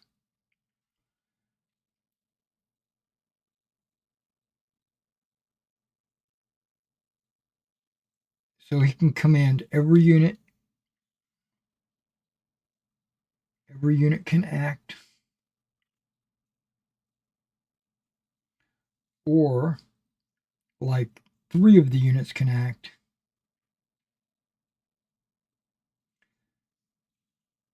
And he can remove 3 hits.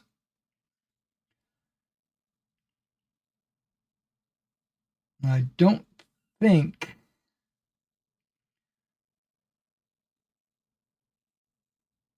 I want any one unit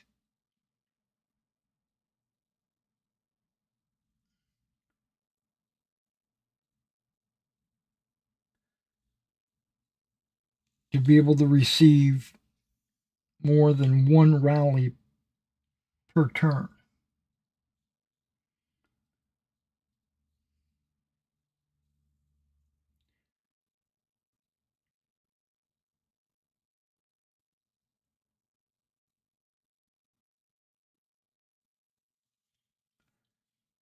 So it would be a slow process to remove these hits.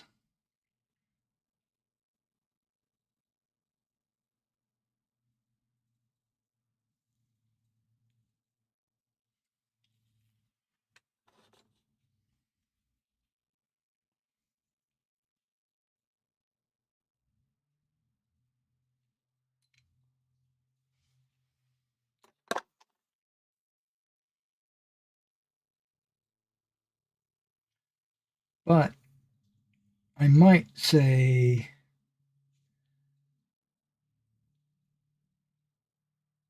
you can put as many hits as you want.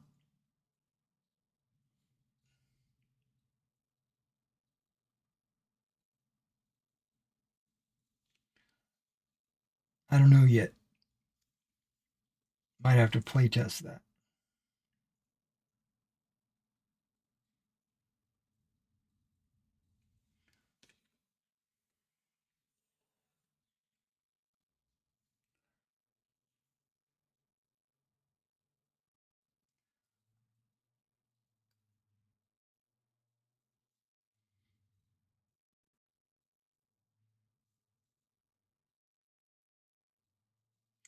Yeah, so I'm thinking that's what I'm going to do.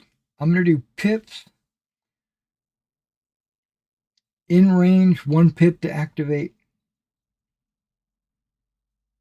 out of range, up to double their command radius, 2 pips to activate.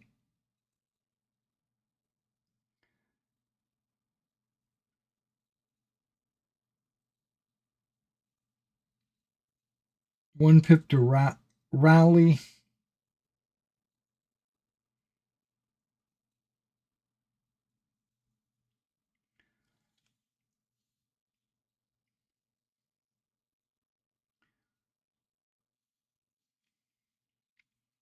Now, do I want it? Do I want them to be able to rally at double the range? I don't think so.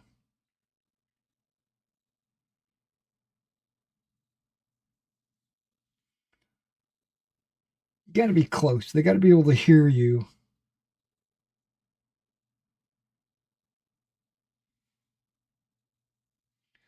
Some games make you move your general over and touch, which means the general can only rally one unit a turn.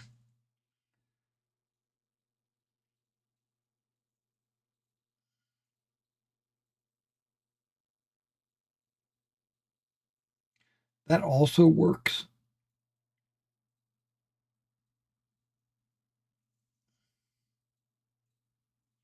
If I'm going to make the unit, if I'm going to make the general move over and touch a unit to rally,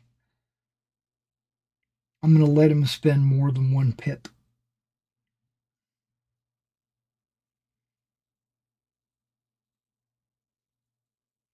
But my thought was the general can spend more than one pip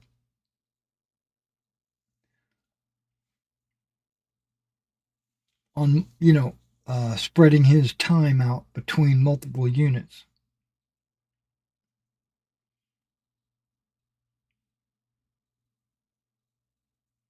But also, I might say that you can spend multiple pips on one unit. I don't know yet. Distribute it how you want. That's the easy way. That's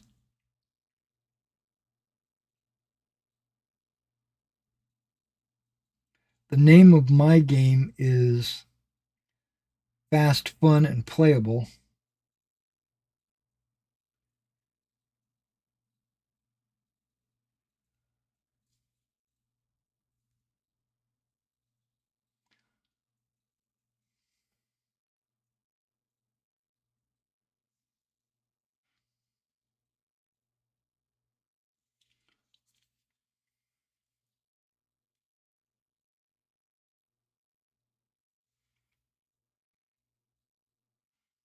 So I'm trying to simplify it, not make it more complicated.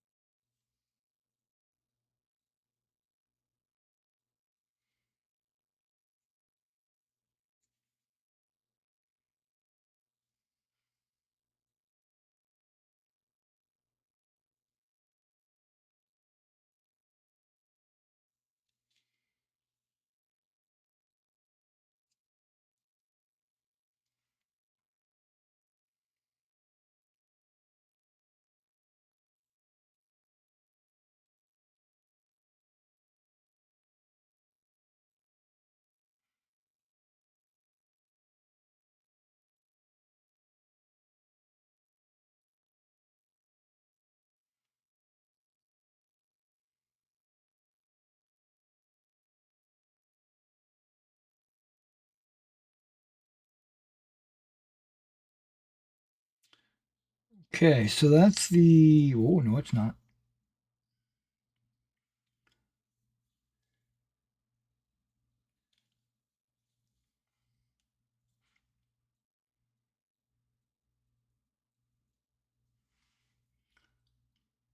The swords and the ammo, the cartridge boxes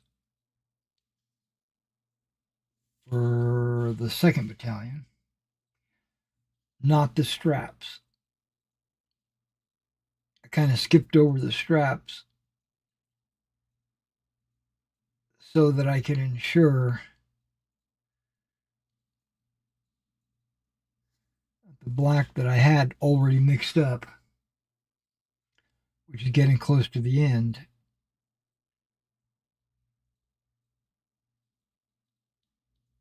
would get all the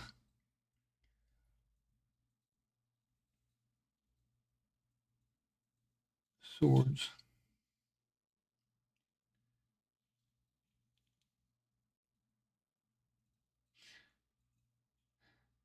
Which it did. I got all the swords, got all the cartridge boxes. Now I only have straps left on these 3. but we're going to do that. I'm ready to do it right now. I was thinking after my pizza. But let's go ahead and do it now.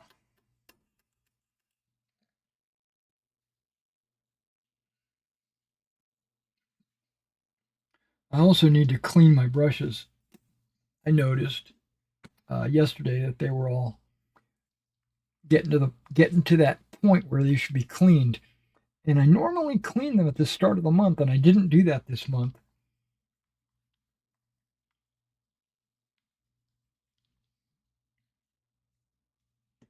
What do we got? We got some other chat going on here. Sounds good. That will be the next batch. All right, Joey. You take care. Love to do some limbers for you. Get your little army. You got Cav now, right? Yeah, that's right. You got Cav. You got a bunch of infantry. You got infantry, Landwehr, reserves.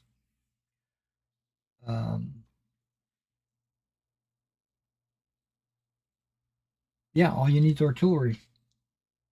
And then you'll have a, what do they call it? The combined arms.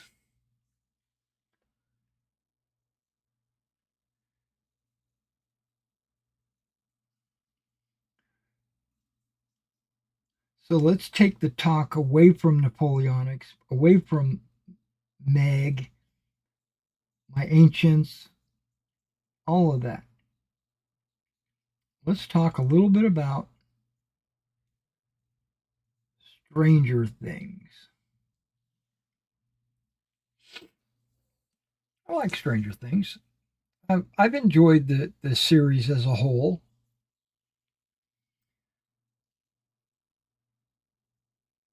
I haven't been too annoyed with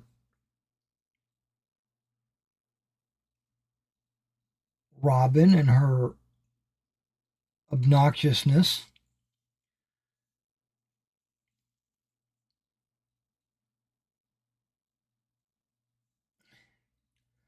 But, okay, here comes the but.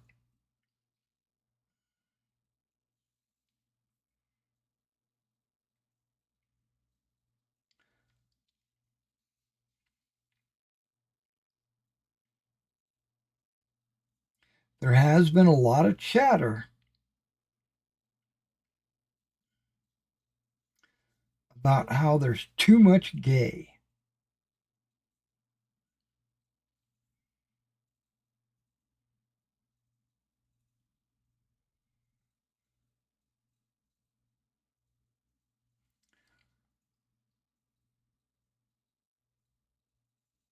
And I'm pretty sensitive to that.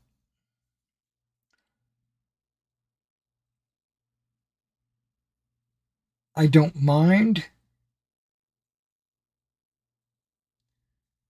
gay content if it's done well. You know, like it's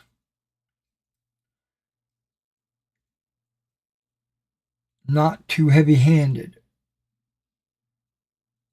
or it's not like up in your face, or like this is what the show is all about, representation.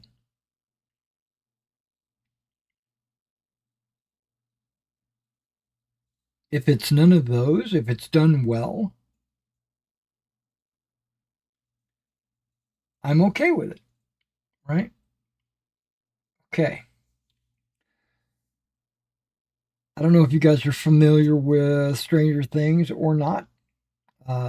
If not, well, then this would be maybe a spoiler for you.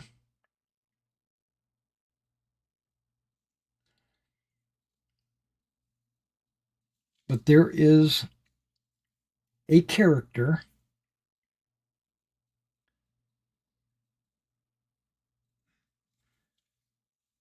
called Robin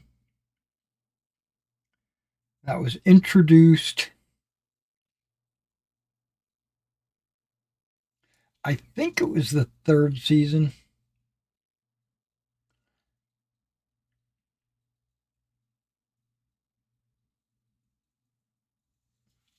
She was brought into the fold of our you know our heroes,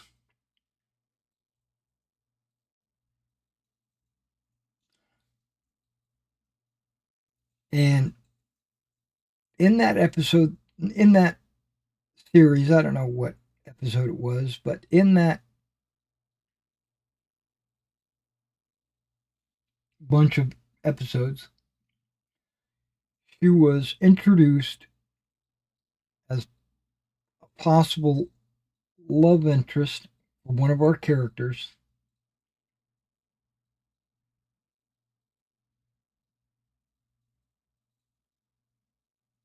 And then we find out that that's not possible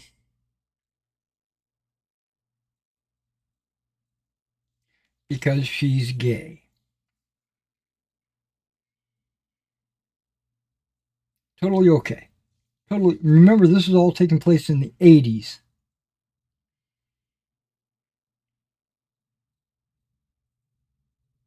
But I'm okay with it. I'm like, okay, so she's a gay character. No big deal.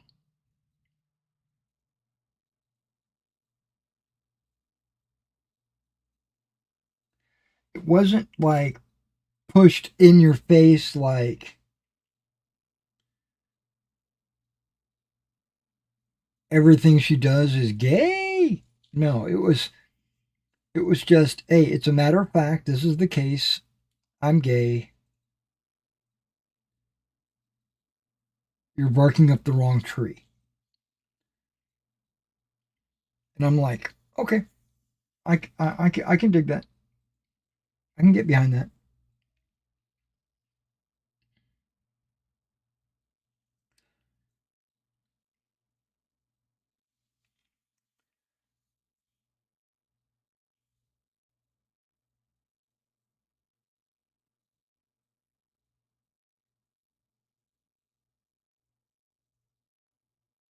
And that whole season went by without a hitch. Everything was fine.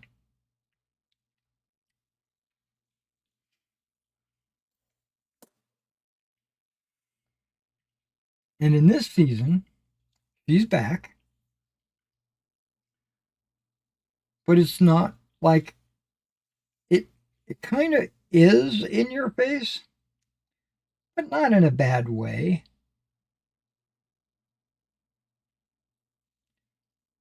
She has a girlfriend.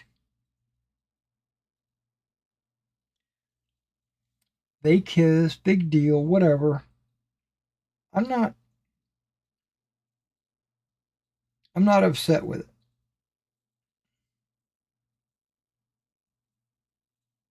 But my point is, I'm getting there. There are a lot of commentators out there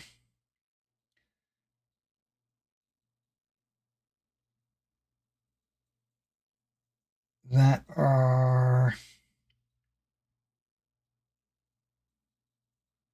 emphasizing the fact that she's gay, positively or negatively.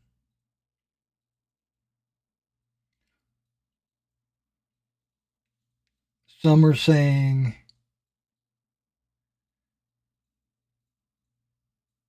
it's ruining the show because there's too much of it. There's others saying they applaud it because they added it to the show.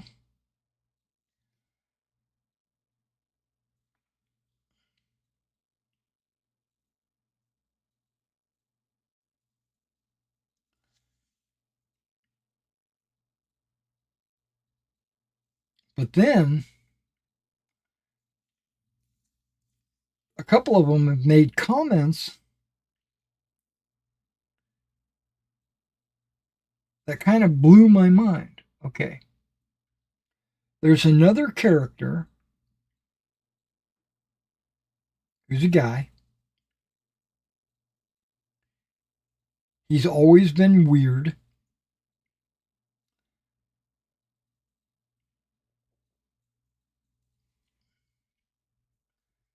He's always wanted to hang with the guys.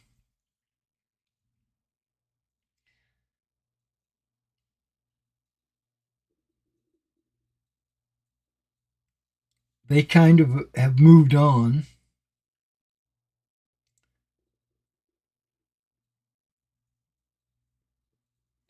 From their little D&D group. Not 100%. They still love D&D or whatever, but he's holding on to this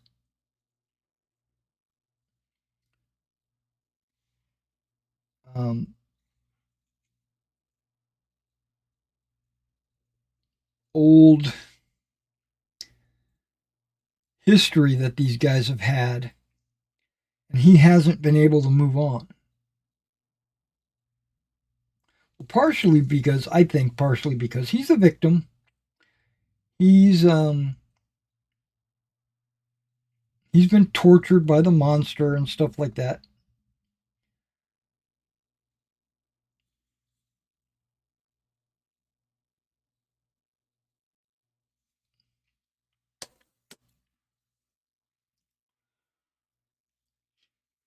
But I'm going to tell you this, and I'm going to share this with you guys. The first 4 seasons,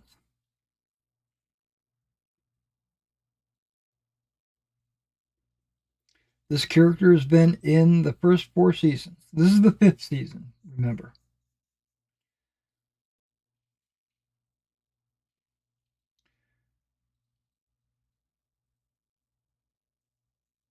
I did not feel this way about him. Not once did I think, oh, he's gay.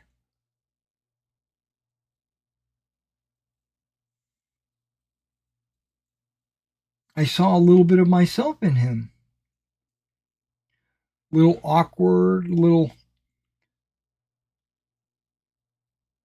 weird, part of the nerd group in school.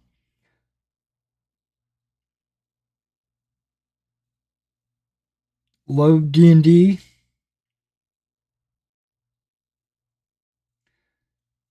I played more D&D, and this is a little bit of a, I don't know what you would call it, but maybe a little slam on myself, but I played more D&D in my high school years than I did going on dates.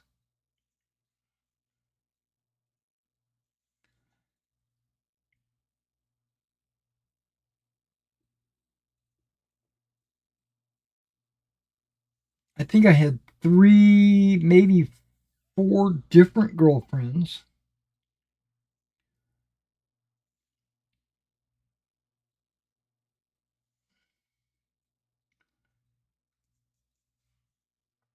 They either worked out or they didn't or whatever. But my guy friends were always there. And we would play war games, D&D,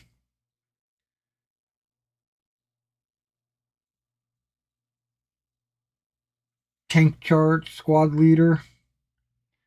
Played all kinds of stuff with these guys.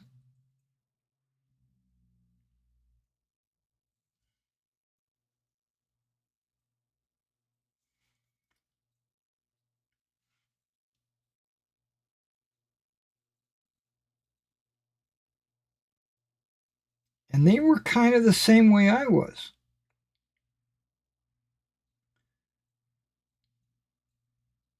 They didn't have like steady girlfriends.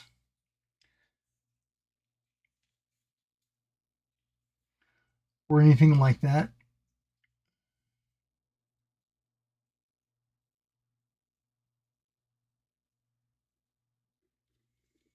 And if they did, okay, here's the point. If they did,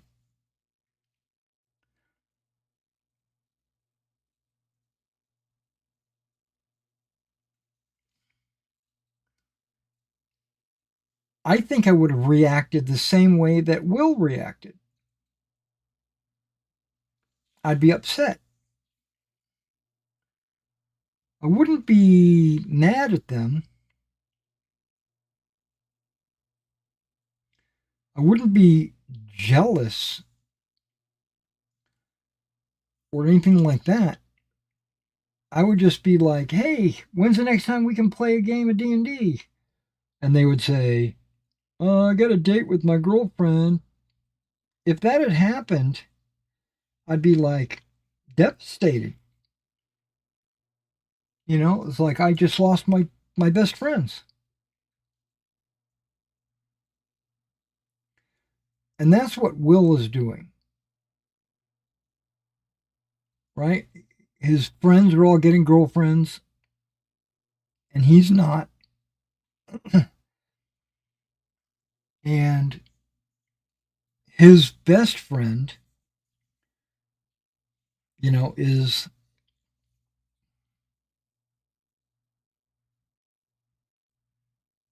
definitely falling for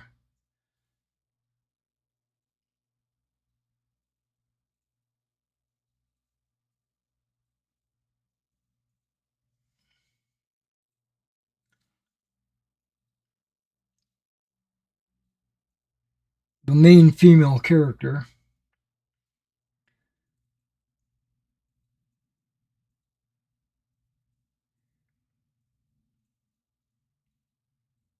And in season 4, there's a scene where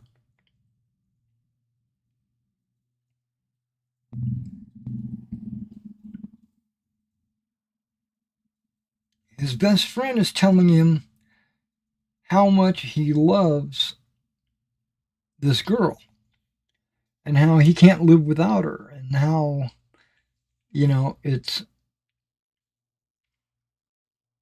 he'll do everything he can for her or whatever. And Will cries about it.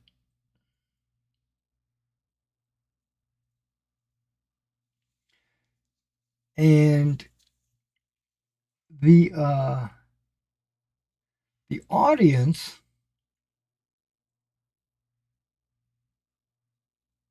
takes that to mean he's gay. Which he might be. Don't get me wrong. I'm not saying he's not. I'm just saying I might have felt the same way. I might have been like, damn, I just lost my best friend. You know?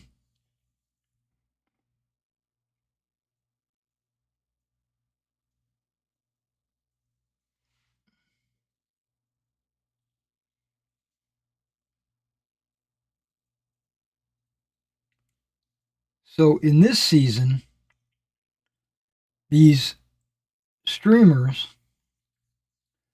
content creators, a few of them have said he's gay. And I was like, what? Really? I didn't even think of that. I've never thought that. But you're right. Maybe he is. And I'm like, oh, okay, well, okay. So he's gay, whatever. But if that is the case,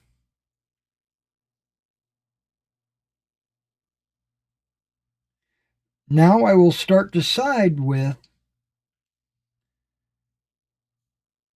the people that are saying there's too much gay in the show. Because now you got 2 gay characters. 3 if you count the girlfriend.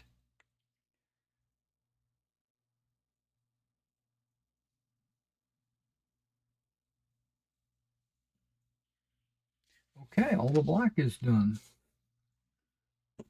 All of it.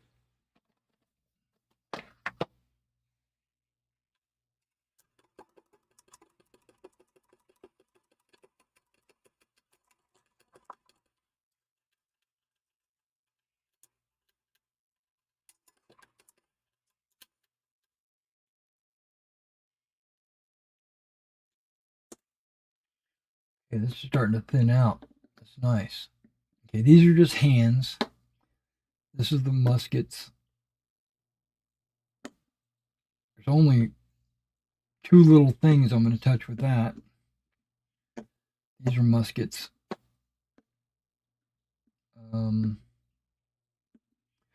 White straps and white. There's something else that's white. I don't remember what it is. And then the gray overcoats.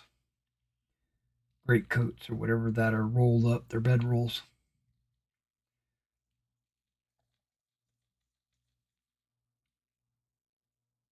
I think I can do that in this afternoon.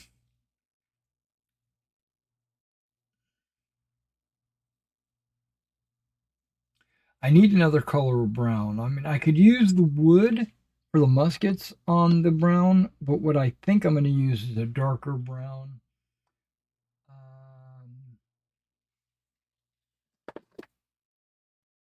Yeah, this looks like a good brown. I'm going to use another brown on the bayonet sheaths and the drumstick and the flagpoles. This brown is only going to be for muskets. Yeah, let's do the brass real quick because there's only 2 things that, like, one drop can handle the 2 things. It's the spear tips, the flagpole spear tips.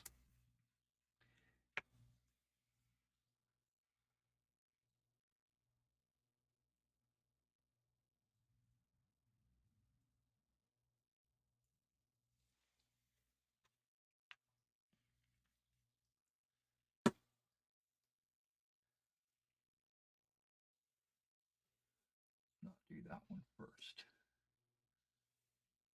Do this one first.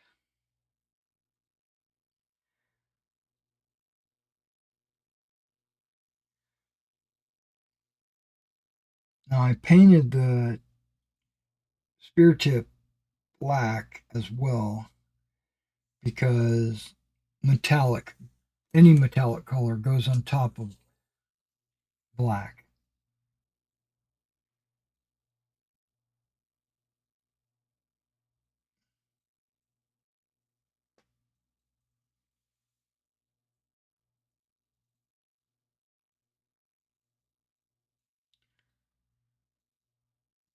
All right,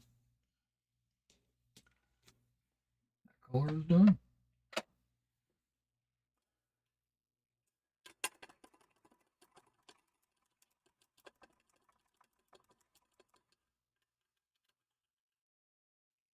I'll probably do this brown next, but that's gonna be after I eat. I'm gonna go eat some pizza. Thanks everybody for hanging out with me while I continue the Landwehr. I fully intend for these to be finished tonight, at least painted. I might have to base them tomorrow, but once they're done, I'm going to have a live stream where I break out the rules, my Meg rules, and I go page by page, correcting any mistakes and making any adjustments, typing up any write ups that I need to type up. Basically, just work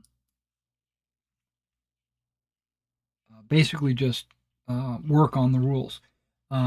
If I come up with a new idea or something like that, I'll try to put it on paper. And eventually, guys, what I'm going to do is I'm going to publish these. I don't know when. I don't know after how many years of playtesting I'm going to do or whatever, but I'm going to have some hard copies. They might be softback, but they're going to be some hard copies. All right, guys, I'll let you go, and I'll catch you in the next one.